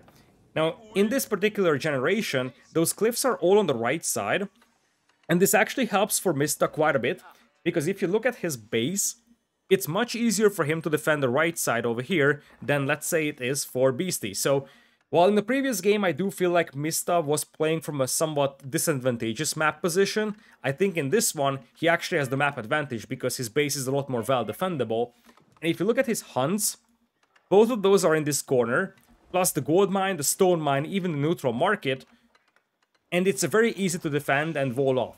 Whereas for Beastie, his map is just a generally standard open map situation that you are seeing over here. He's got one wood line at the front, one at the back. It's not a bad map for Beastie, by the way. So let's add that over here real quickly. He's got a gold mine at the back. He's got a fairly wallable base, especially for Beastie standards. So if he walls like this, that should be no problem. And Beastie can wall anything, so it really doesn't matter, to be honest. But his resource distribution is also quite decent. He's got good wood line split. He's got the great location for the gold mine. So there is nothing to complain about either here for Beastie. But I personally would take Mista's map over Beastie's one. This being said, you're going to have the Council Hall and the Akin Chapel coming in, so no cheeky Minewerk Palace play from the HRE player. Just the standard good old-fashioned HRE stuff. Now the question becomes, how do you fight against the English here? I wonder if there is going to be an attempt to play Men-at-Arms here. I would think that this is a terrible idea for the HRE, but we have seen some somewhat surprising choices from players. Now, Mista is going for stone, which means that he could, in theory, add a second town center, but you have to wait for that. Because it's possible that he just wants to mine stone, so he can reinforce his towers with arrow slits emplacements and fortifications. So, the fact that there's a mining camp going for him doesn't necessarily tell Beastie what exactly is going to be the strategy of Mista. In fact, Mista is only mining stone with one. That's not going to be a second town center. That's going to be defensive towers, potentially, or aggressive towers with the arrow slits emplacements. Now, Beastie sees the amount of villagers on stone, so Beastie should know what exactly Mista is up to. It's worth noting that Mista is very good with the English, and in most cases, the way that he plays the civilization is that he's going to focus a lot on the farming eco, and I wonder if that's going to be the case here, and he's just going to use this aggression over here to set that up and make sure that he's not getting harassed while building up his farming eco, or he actually will play a lot more aggressive than we have seen before. Here's the forward tower coming in. He got tower rushed in the previous game, now he's going for his own tower rush, and given the fact that he's gonna have enough stone for the arrow slits immediately, this is quite dangerous. But here comes the first horseman, and the question is, can you finish the tower in time? If the tower finishes, you can jump in there with the longbows and the villager and you're fine. It looks like the tower does finish. That's going to be a key moment in this game. If the tower didn't finish in time, you would probably be losing all your longbowmen along the forward villagers. So, this is a key moment. Being able to get that tower up is going to be huge. There's going to be the arrow slits upgrade coming in right now for Mista. Right now, those lumberjacks are not being harassed, but that will soon change, so you wouldn't be surprised to see Beastie relocating his lumberjacks. Whereas for Mista, I would expect him to drop the second tower very soon. Just keep up the pressure. He saw the stable, so barracks is not impossible for him. Indeed, the barracks is right now coming in for him. It's close to the wood line, which means that he's going to be able to get some spears out on it very easily, in case there is going to be a counterattack from Beastie in the future. Second tower will deny the berries, which means that the Beastie is going to have to be careful about his food situation.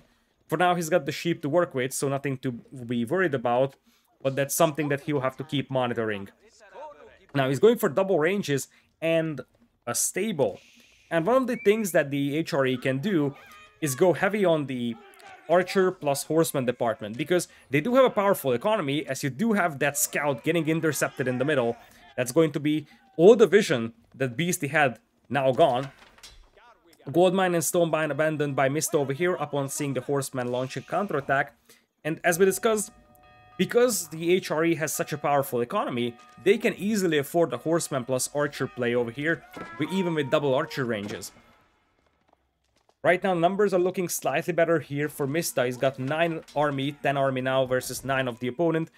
2 horsemen now coming back here for Beastie. You gotta wonder if he will try to sandwich this force in between his armies. But here's the deal. That's already the 3rd tower coming up for Mista, and he's not messing around.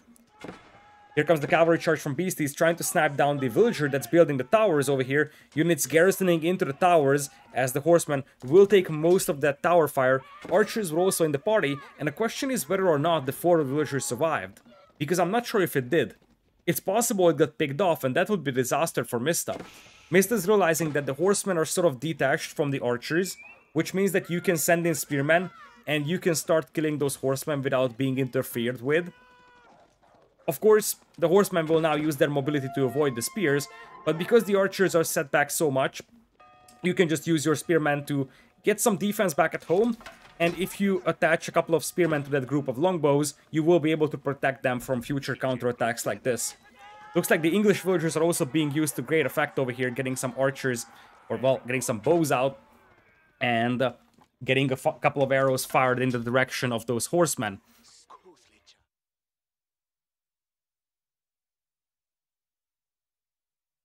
For a brief moment, it seemed like those longbows were going to snipe down that prelate, but in the end, the prelate gets away. That's going to be a key moment as well, because you definitely don't want to lose your prelates out here. Mista's gonna have to call off his longbows over here. Maybe there was some small overextension from him, because now the horsemen are pursuing all his longbows.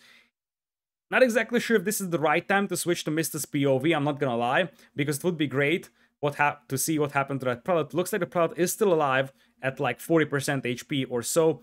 Beastie is doing a great job with the horsemen, by the way, intercepting all the reinforcements. And if you look at his resource bank, he's still far away from Castle Age, so this is going to be a long feudal age from him. Now, as I said, the thing that he has to be considerate of is going to be his sheep situation. And that's getting worse and worse. He's running low on food underneath the town center, so he's going to have to expand elsewhere. And that's definitely a target for the future pushes of our blue player Mista. Mista loses the forward will, and that's going to hurt badly because that tower is unfinished. Beastie was able to snipe down that villager with the archers, now finishes the blacksmith, and siege engineering could be a possibility to try and take down those 2 towers. Now, Mista was using this attack as something that sort of forces Beastie to start investing into army, and also takes the fight to the base of Beastie, which allows Mista to start building up farms. You see, Mista is sort of rushing up those farms over here. He's placing the 3-2-3 placement, which is not something that he commonly does. He likes the 4-2-4 placement a lot more, and that's by any means way more effective. But when you see Mista placing a 3-2-3 farms, that's a sign that he's just rushing those up as fast as possible because he's focusing elsewhere. If he had time to focus on establishing farming eco and place the farms nicely, you would see the 4-2-4 placement. When you just see 3-2-3s, that's basically a sign that the English player is just not really focused on placing those farms, he's focused elsewhere, like for example, taking these fights.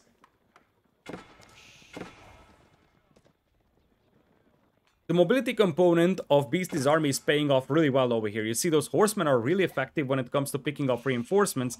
In fact, now you have 2 groups of horsemen acting individually. They're looking for longbowmen to pick up, they're looking for some raiding damage to be done, and this way, in many ways, Mista is sort of kept at check at this point. Looks like the horsemen once again are launching an attack into the base of the opponent.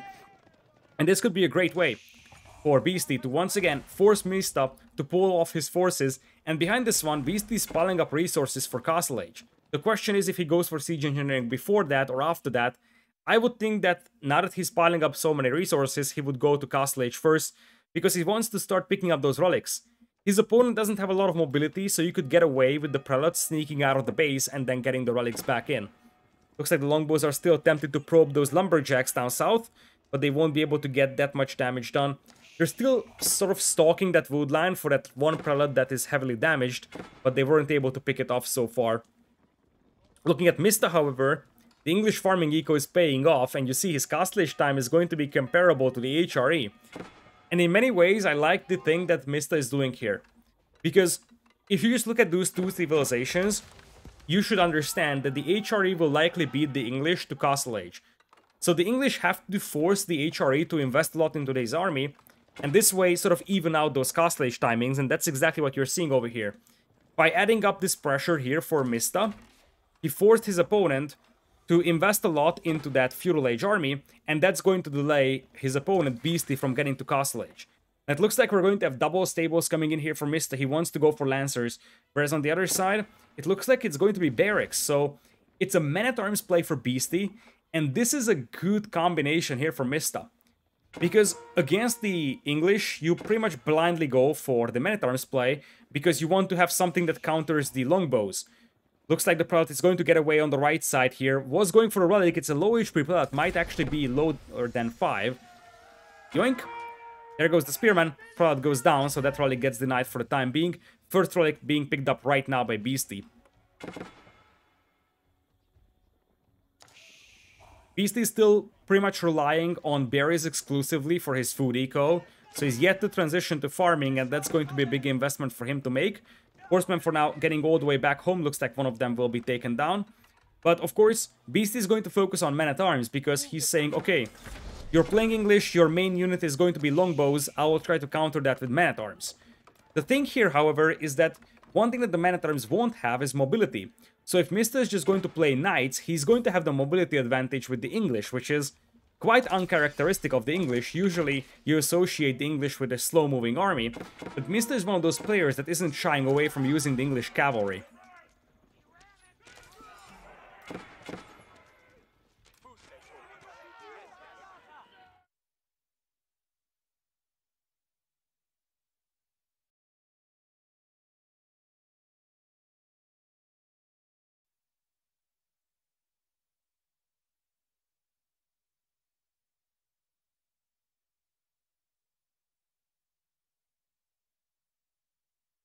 Looks like another prelate is getting intercepted down south over here, as you see Mista's POV. He still has 2 stables operational, as we are going back to the caster POV now. Looks like the prelate does get out of this combat situation alive. Or is he? That last longbowman was able to pick it off from a distance before getting killed by all those horsemen. So, in the end, Beasty does lose that prelate. That's going to be frustrating to deal with.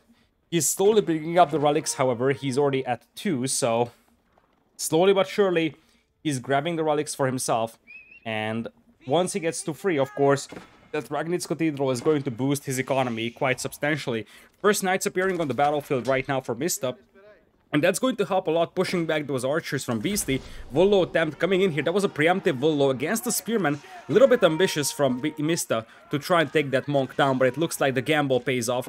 He is going to pick off the prelate, and that also means that Beasty is going to lose the prelate and the relic that it was carrying. And with that, Beasty is still just controlling 1 relic over here. Knights are doing quite a lot of work over here for Mista, absorbing the damage from the archers, but more importantly, pursuing them back into the base of Beasty. And keep in mind, Beasty is still completely reliant on the berries as his food source. So this number is going to start dropping quite rapidly here. And that's the main source of concern right now for Beasty. He's starting to wall off his base as we speak, and he still has a hunt to use at the back of his base. So he's still pretty far from running out of food.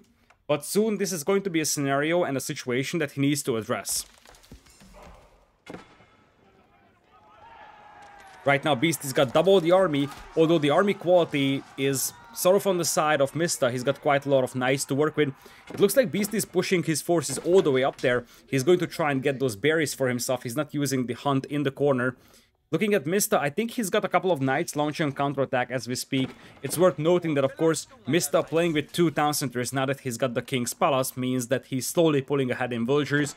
Not something that the HRE necessarily have to be worried about, because if the Holy Roman Empire player can grab 3 relics, he's gonna be able to get to Imperial Age quite easily with the Palace of Swabia, and then just come back in terms of villager numbers. Looks like the first couple of crossbowmen that were added were intercepted, and now the knights are getting quite a lot of damage done on Beasty's villagers. So the raids are intensifying, and at this point, the lack of mobility is starting to hurt for Beasty, because you see that his lumberjacks were harassed quite heavily, and he's struggling to clean up those knights. Mista is going to come back every once in a while with those knights and start raiding more and more. Second relic now being brought in by Beasty, and for now his food eco is safe. The towers are in front of his base, which means that he's gonna be forced to make some rams to take care of those. Meanwhile, of course, Mista is going to increase his villager lead even more, and he's going to capitalize on those farms even more. And you see now, Beasty is down to 350 food per minute, and that's the concern for him. He just started to move towards that hunt, so that's going to give him a bit of an extra food to work with. But at some point, he's gonna have to start adding farms, and I don't think that he's gonna have a big enough window to win this game before he has to start transitioning to farms. At this point, of course, Beasty's playing this game, hoping that he doesn't even have to transition to farms, and he can just live off the berries and the hunt for quite a long time, and just avoid transitioning to farms altogether. But of course, at this point, he's not in a position to win this game before he has to transition to farms, I believe. So, at some point, he's gonna have to make that happen. Knights are now coming in on the wood line here. There are quite a lot of spears now, and we also have some men-at-arms being added. If the men-at-arms get the maces upgrade, they'll be a lot better against the knights. Right now, however, you don't really have a lot of firepower coming out of those men-at-arms, or it's not even firepower, it's just the melee damage output, because those men-at-arms don't have the bonus damage against heavy units just yet. You do have some crossbows being added as we speak by Beasty, and those will be helpful against the knights, but it's only 1 or 2 crossbows, and if you look at Beasty's numbers, though the military counter still shows 14, most of that is just horsemen launching a counterattack. If you look at the berries, those are getting raided by knights. And while Beasty's counterattack here is somewhat scary, this attack on his wood line is very scary. And in the end, he's losing villagers left and right. He's down to 41. Mista himself will lose 1 or 2 villagers, and Mista isn't messing around. He's like, well, I have enough stone for a castle. Why not screw around? Just drop a castle in the face of the opponent, and that's exactly what he's doing over here. He's going to drop the castle right away, and look at that, 2 battering rams sneaking through the stealth forest. But ultimately, Beast is gonna have limited tools to stop this castle with. The knights and archer unit composition is something that he's struggling to stop, and you see that Beasty is falling back into his own base. Mista isn't messing around either. He's pulling like 25 vills. He knows that if that castle goes up, it's game over for Beasty. But he also knows that if that castle gets denied, he could put himself into a very difficult position because he could lose his entire villager lead. So that castle has to go up, and he's going to try and guarantee that by pulling a lot of villagers here. The longbows are still effective units to pick off the crossbows from a distance, and one of the things that is helping here for Mista is that his opponent does not have a lot of crossbows. Knights once again coming in on lumberjacks. It's difficult for Beasty to do much when his lumberjacks are constantly being harassed and raided. And you see the castle is being built right now. The longbows will draw away the attack of the men-at-arms here. This is not going to be the most effective fight ever for Mista, but it's going to be good enough to give him a window to make that castle. And you see, since every single food source for Mista was a raid, Beasty wasn't able to access food either, and with that, Mista takes game number 4 over here and moves into an even scoreline with Beasty. 2-2, ladies and gentlemen, it's 1 game left to go, match point coming up.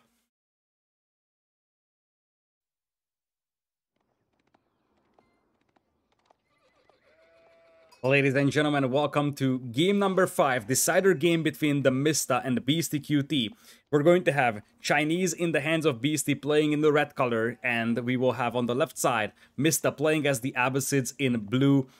This was a very long day for everybody, including myself, so my commentary might be a little sketchy over here, but this is the last game of the day, last game of the set, and it looks like we're saving one of the most intense moments of the day for the last seconds, really, of this entire day. So we'll have to see how things go here for Mista and Beasty. Chinese versus Abbasids. This is going to be a curious matchup over here. We are playing on Altai, a map where Chinese civilization is a very traditional selection, whereas on the other side, Abbasids is a bit of a wild card, especially in the hands of Mista. I feel like Mista knows the importance of this game, and if there is any sneaky or cheesy strategies he has with the Abbasids on this map, he's going to try to pull that off. you can think about a lot of things with the Abbasids. It's a quite flexible civilization. 2 town centers into early Castle Age, or a lot of not really Dark Age, although in theory you have the chance to do Dark Age aggression with the Abbasids. That's not something that you commonly do, but you could think about Feudal Age aggression, you could think about 2 town centers into Fast Castle Age. Anything else would be a little too risky, so I think these are the things that Mista is thinking about in the first place. But of course it depends heavily on what exactly Beasty has on his mind. Beasty could think about Song Dynasty 2 town center boom as well, or just straight Fast Castle. So the players will have to be very active with their scouts, because they need to know what exactly the opponent is planning, and they will need to adjust their game plan accordingly. This is one of those matchups where you really need to be active with your scouts. Mista operating with just 1 scout, that's his usual play style over here. Whereas on the other side, Beasty is only working with 1 scout as well. Looks like Mista was much more successful gathering sheep, however, because you could see that his scout was trailed by like 6 or 7. Whereas on the other side, Beasty only has 2 or 3. Now it's possible Beasty dropped off some of the sheep already, but looking at his base, if our observer switches there, we'll have to see how many sheep he has close to the mill, and the answer is minimal. He's got like 3 carcasses and 2 sheep alive over there, 2 more trailing his scout. It's not a great start for him, because obviously with the Chinese, you want to maximize the amount of sheep that you get, simply because you want to maximize the efficiency and like the longevity of that mill that you're supervising.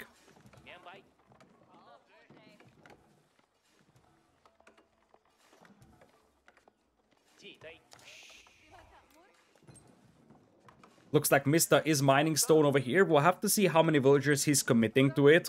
It looks like it's going to be quite a few, so it is going to be a second town center here.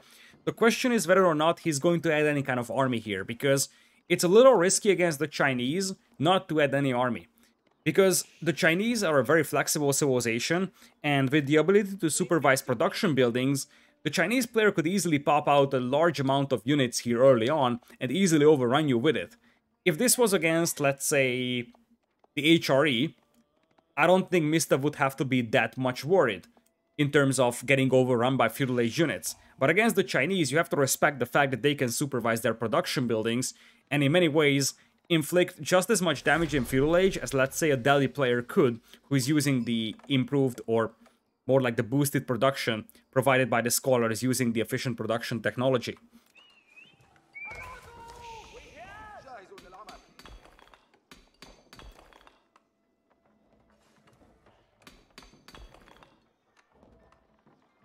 Barbican the Sun right now coming up for Beastyqt. That's going to protect his berries and the sheep. Notably, he placed his mill close to the berries instead of the hunt. I would think that he's going to place a second mill on that hunt at some point, but for now he's just going to live off the sheep.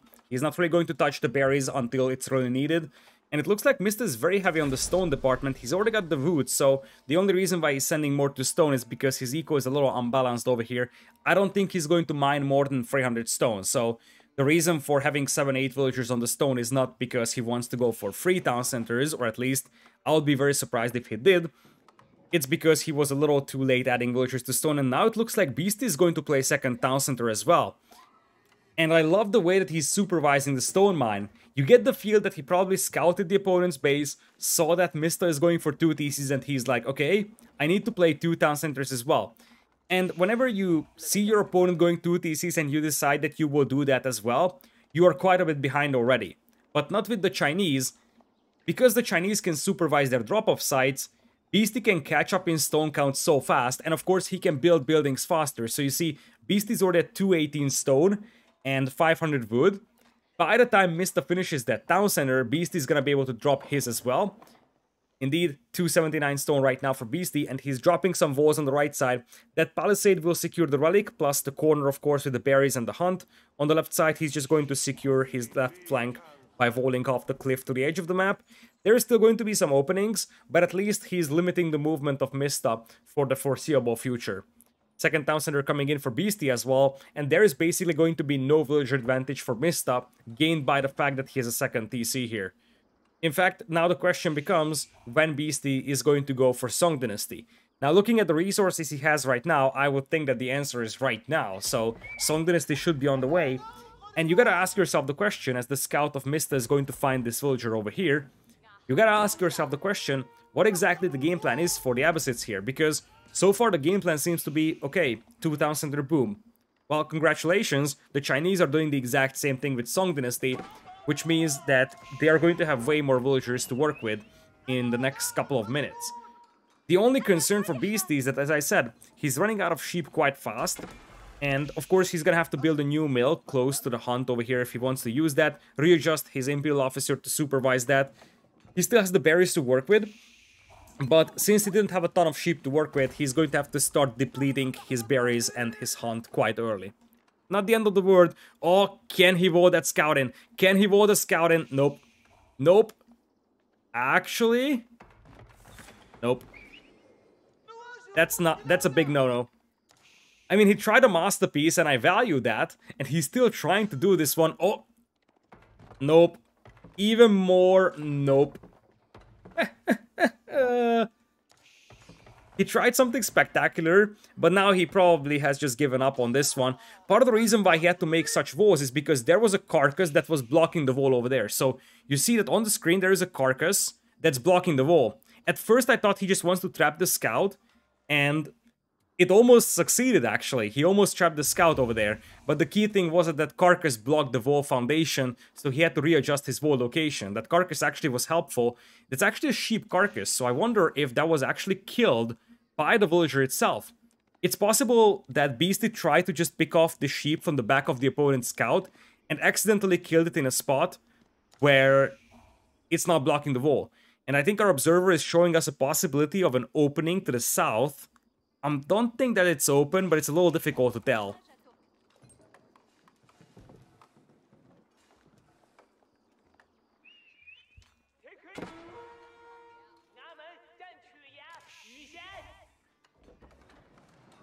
Barracks now coming in here for Mista. He's still far away from Castle Age, mostly living off the berries, but he's mining gold already, so Castle Age is on the horizon for him. I love how he's expanding to the left side though for the berries.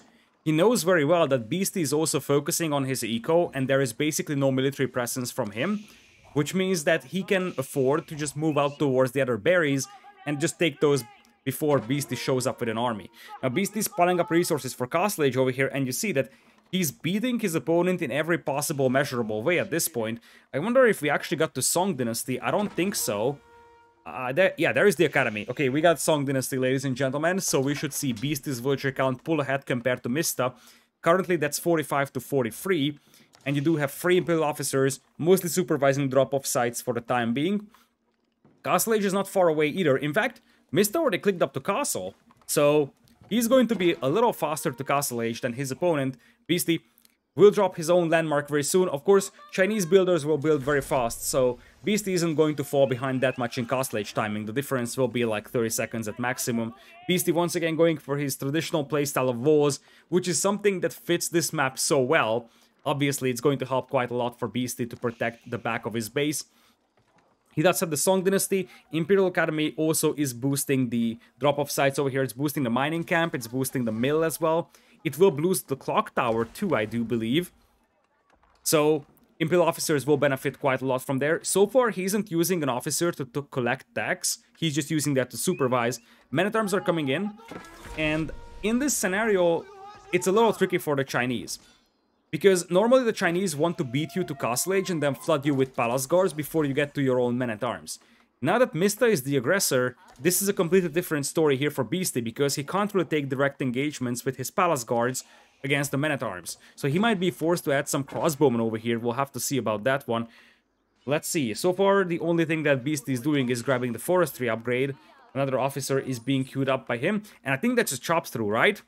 Yep, that's a chop-through attempt here by Mista. He's trying to chop down the forest, and we're going to see him trying to get to those walls without having to burn them down. Chopping down the first tree, second tree should be chopped down. And look at that, Beasty's adding this second layer of walls. He knows what's coming. This is a trick that sometimes works, but if the opponent is paying attention, it's impossible to chop through. One thing that you could do is distract the opponent and then try to chop through. But even in that case, it's going to be difficult. Mista, that's not going to work out. And indeed, we're seeing some crossbows come in. And we're also going to see some Nest of Bees attached to the party. Nest of Bees is always a good thing to have. So regardless of what your opponent is going for, you're always going to have 1 or 2 of those. But of course, given the fact that Mista is playing with men-at-arms, you are mostly focusing on the crossbows being added to this army. Villager counts, rather even. Beasty has a slight lead, as we're seeing some springballs being added. As Mista knows, Nest of Beasts is a very useful unit, so obviously this is going to be added by Beasty, so he can start preemptively adding springballs to battle those. All 4 Imperial officers right now out for Beasty. He's piling up quite a lot of wood, some gold and some food in the bank, but most of his resources are currently being spent. Same thing for Mista. His banks are empty. He is getting some more man-at-arms going. It's pure man-at-arms springboard right now. But how is he going to deal with the crossbows? That's the question. Oop, villager gets picked off before the tower gets completed. That's annoying because that's a near completed tower. Something that could have given a lot of vision and potentially even firepower to Mista. Or, excuse me, not Mista, Beasty. Looks like more villagers are being pulled. It is going to be the tower getting finished as we speak. Tower is going to be garrisoned by villagers as well, and you see that Beasty is willing to sacrifice a couple of villagers to repair those walls. Crossbows are crawling closer, and if they open up against those men-at-arms, they should be able to get rid of them. This is not a fight that Mista can take right now. Some of the crossbows will be taken down by the springballs, but this is an acceptable engagement for Beasty. A crossbow is not as expensive as those men-at-arms are, so trading 4 or 5 crossbows to 6-7 men-at-arms, which is basically what we had in this fight, is completely acceptable for Beasty. He's going to be fine with this one. He's also going to hold off the enemy and repair his walls.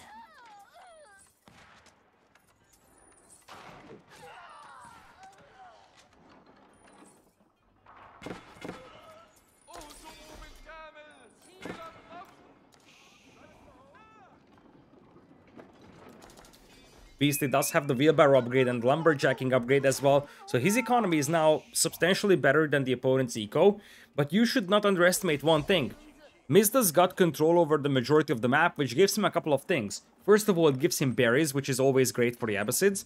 The second thing that this gives him is a chance to potentially start capping those sacred sites, and one thing that Mista could do is wall off the sides, cap the sacred sites, and then focus all his efforts at defending the central sacred site. Maybe even start mining stone, drop a castle there, and then just force his opponent to make a move.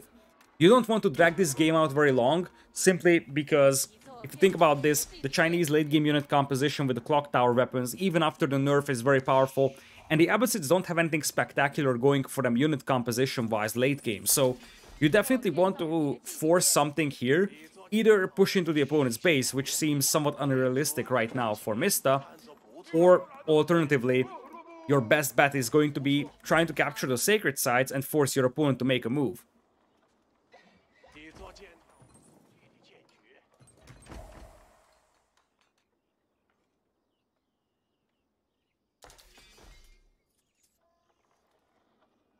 Springald is being made on the right side over here. The men-at-arms can't really break through those walls, which means that Mista needs to find another way of harassing those villagers on the hunt. And he's going to do that with the Springald. So you see, despite the fact that the Springald base damage has been lowered, it's still rather effective against villagers, especially if Beasty doesn't notice it. Let's see if Beasty is actually noticing it. He hasn't pulled his villagers yet, I do believe.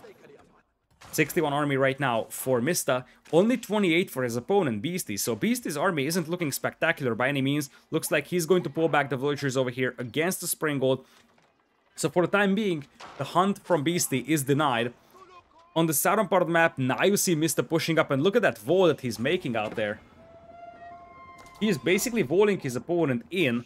That's a very aggressive wall. You gotta wonder if that actually will be finished though, because I have no idea if Beasty has any kind of units over there that are trying to prevent that. There is an attack notification going off on that side, so it's possible it's a wolf, but it's also possible it's some unit belonging to Beasty. Nope, it's just the wolf. So the walls will be completed. Now that we're in Castle Age, the players are allowed to make stone walls as well, but neither of the players have a ton of stone to operate with, so obviously stone walls aren't really going to be a reality anytime soon. 69 army right now for Mista, very nice. On the other side, it looks like we're going to have the men-at-arms now trying to bash their way through these walls, and it's time to start burning their way through these walls.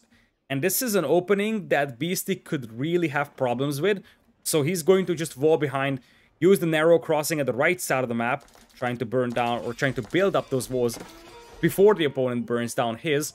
Indeed, it looks like, as you see, Mista is going to be able to get through those walls, but by the time he gets through, Beasty is going to have another layer behind.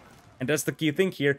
Beasty is now starting to mine stone, so he's realizing that he probably needs to start getting some stone walls going, because he's definitely struggling holding all these palisade walls. That's partly because his military numbers are much lower than the opponent's military numbers, so he's sort of just getting stretched out. But it looks like now he's moving towards the middle, quite a lot of palace guards on the battlefield, as you will have the Springolds still getting some damage done on them. Not really a lot of casualties inflicted. Both sides are sort of just poking and probing right now, playing a fairly defensive game. They both understand that this is match point, and of course, the stakes are relatively high. It's a possibility to get into the semifinals immediately. So whoever gets to the number 2 spot, well, number 1 spot as well in the Swiss bracket, but in the top 2 spots, you get automatically put into the semifinals. And both of these players have a shot at grabbing that number 2 position. So obviously the stakes are high over here. They want to make sure that this game is played as best as it can. And that's a lot of Springolds. Holy potatoes, is that a lot of Springolds. 98 army for Mista. But once again, this is a little misleading, because yes, that's a lot of Springolds, lots of Mangonels, but when it comes to the actual human component of the army, that's somewhat limited. And you don't have heavy siege, you don't have battering rams, you don't have trebuchets, bombards that can actually take down buildings. So, while having 15 Scorpions, or excuse me, Springolds, because this is AoE 4 and not AoE 2, having 15 Springolds is very nice. It won't really do that much damage against buildings, and not even much against enemy units. Well, aside from siege. Which means that if Beasty happens to have, let's say, a bunch of crossbows and some horsemen to jump on those Springolds or potentially take down the Mangonels, Beasty could potentially take down this army. Now, Beasty doesn't have that, and that's the concern for him, and that's a scary army to fight against. Men-at-Arms escorted by Mangonels that will take down the crossbows. Nest of Bees opening up against the Men-at-Arms right now.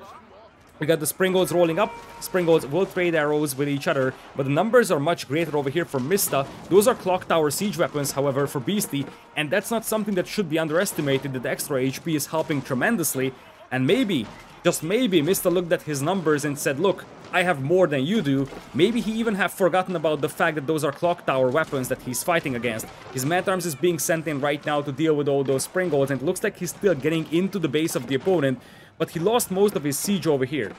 Meanwhile, Beasty's crossbows are nowhere to be found either, and look at that. Beasty just losing villagers left and right. That is a beautiful push here from Mista, and he's getting closer and closer to a potential victory, but what is happening at his base? Hang on for a while. Look at the villager count of Mista is dropping. It's dropping quite rapidly, and you see attack notifications going off all on the left side, and this is exactly what Beasty is thinking about. This is exactly what Beasty is thinking about. He managed to get some palace guards out there. He's getting a defensive castle up inside his own eco to hold off those Men-at-Arms. It seemed like Mista is just going to steamroll the economy of Beasty, but if there is any person that lost economy, that's actually Mista and not Beasty. Those palace guards are coming in clutch. I have no idea which direction they came from. They could have come from the north, they could have come from the south, but one thing is sure. They were extremely impactful. They're just harassing the heck out of Mista's eco. And in many ways, it really seems like Mista isn't even noticing this. He's getting his entire eco killed. This is a disaster for Mista. He was so close. He was so close to finishing off the opponent. He's about to steamroll him. I mean, there's going to be a forward castle here being dropped by Mista as we speak. He's losing his entire eco behind this one.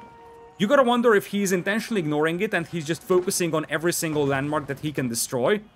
Or he's just saying, look, I don't care anymore, I'm just going to take down the landmarks. He has done this multiple times, taking down the landmarks. That was the story about Mista for the last 2 days. Can he do this again? He's taking down the starting town center, the clock tower, Imperial Academy is right next to it, the Barbican is gone.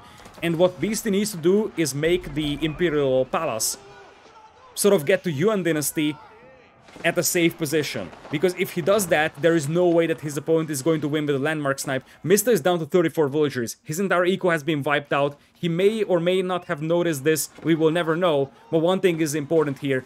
Can he snipe all those landmarks? Villagers are being pulled to take down the rams. This is the last hurrah of Mista here, trying to go for the landmarks. But it looks like the rams are getting pushed back and the nest of bees are setting up. There is still quite a lot of Men-at-Arms over here. Mista is pulling everything. Mista is pulling everything. There's 2 more battering rams in here. Everything that Mista has, villagers, army, battering rams, they're going for those landmarks. That's the reason why I'm saying that Beastyqt needs to get to the Yuan dynasty, make 1 more landmark, the Imperial Palace, somewhere safe, a place where it's impossible for Mista to reach within the next 1 or 2 minutes. Nestobees are slowly grinding down the villager numbers over here, and now the villagers are being pulled by Beastyqt to take down the rams. It looks like Mista wasn't focusing down those villagers. 1 battering ram falls. I think it's only the clock tower remaining, however, so you gotta be careful about this one. Beastyqt, the clock tower remaining only. And I don't think that he's got the Imperial Palace being built right now. I don't even think that he has the resources for it. And this is gonna be the last hurrah of Mista here. It's now or never. The nest of bees are still working away here. Some crossbows are helping out. 60% HP left. There is enough wood for Beastyqt to repair for a while, however. And Mista seems to be running out of juice. Looks like he's tapping out of this one. For a moment, it seemed like he's going to do the trick once again, sniping the landmarks. And that was his story for the last 2 days. So many times he managed to snap the opponent's landmarks. Not this time. Beastyqt is going to hold off this assault. And in the end, it very much seems like Beastyqt is going to have this game. The headsets are taken off, and Beastyqt is laughing about this one. He knows very well that Mista was going in for that landmark snipe once again. The landmark snipe that worked so well for Mista in the previous sets. He did that against the Muslim. He did that today as well.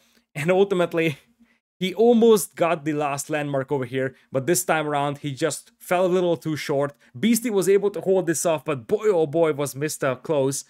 And in the end, Beastyqt is going to take this one. This is going to be the last set of the day for day number 4. I probably did butcher a lot of things when it comes to casting this one, because, well, this has been an extremely exhausting day. And I also have to say that, you know, the fact that I'm casting 10 hours every single day for the last 4 days is definitely taking a toll on me in terms of exhaustion.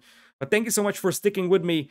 Make sure that you come back for day number 5, because after I'm getting a good night's sleep, I'm going to come back rejuvenated tomorrow, and we're going in for day number 5 of the Swiss stage. Last day coming in tomorrow. See you next time.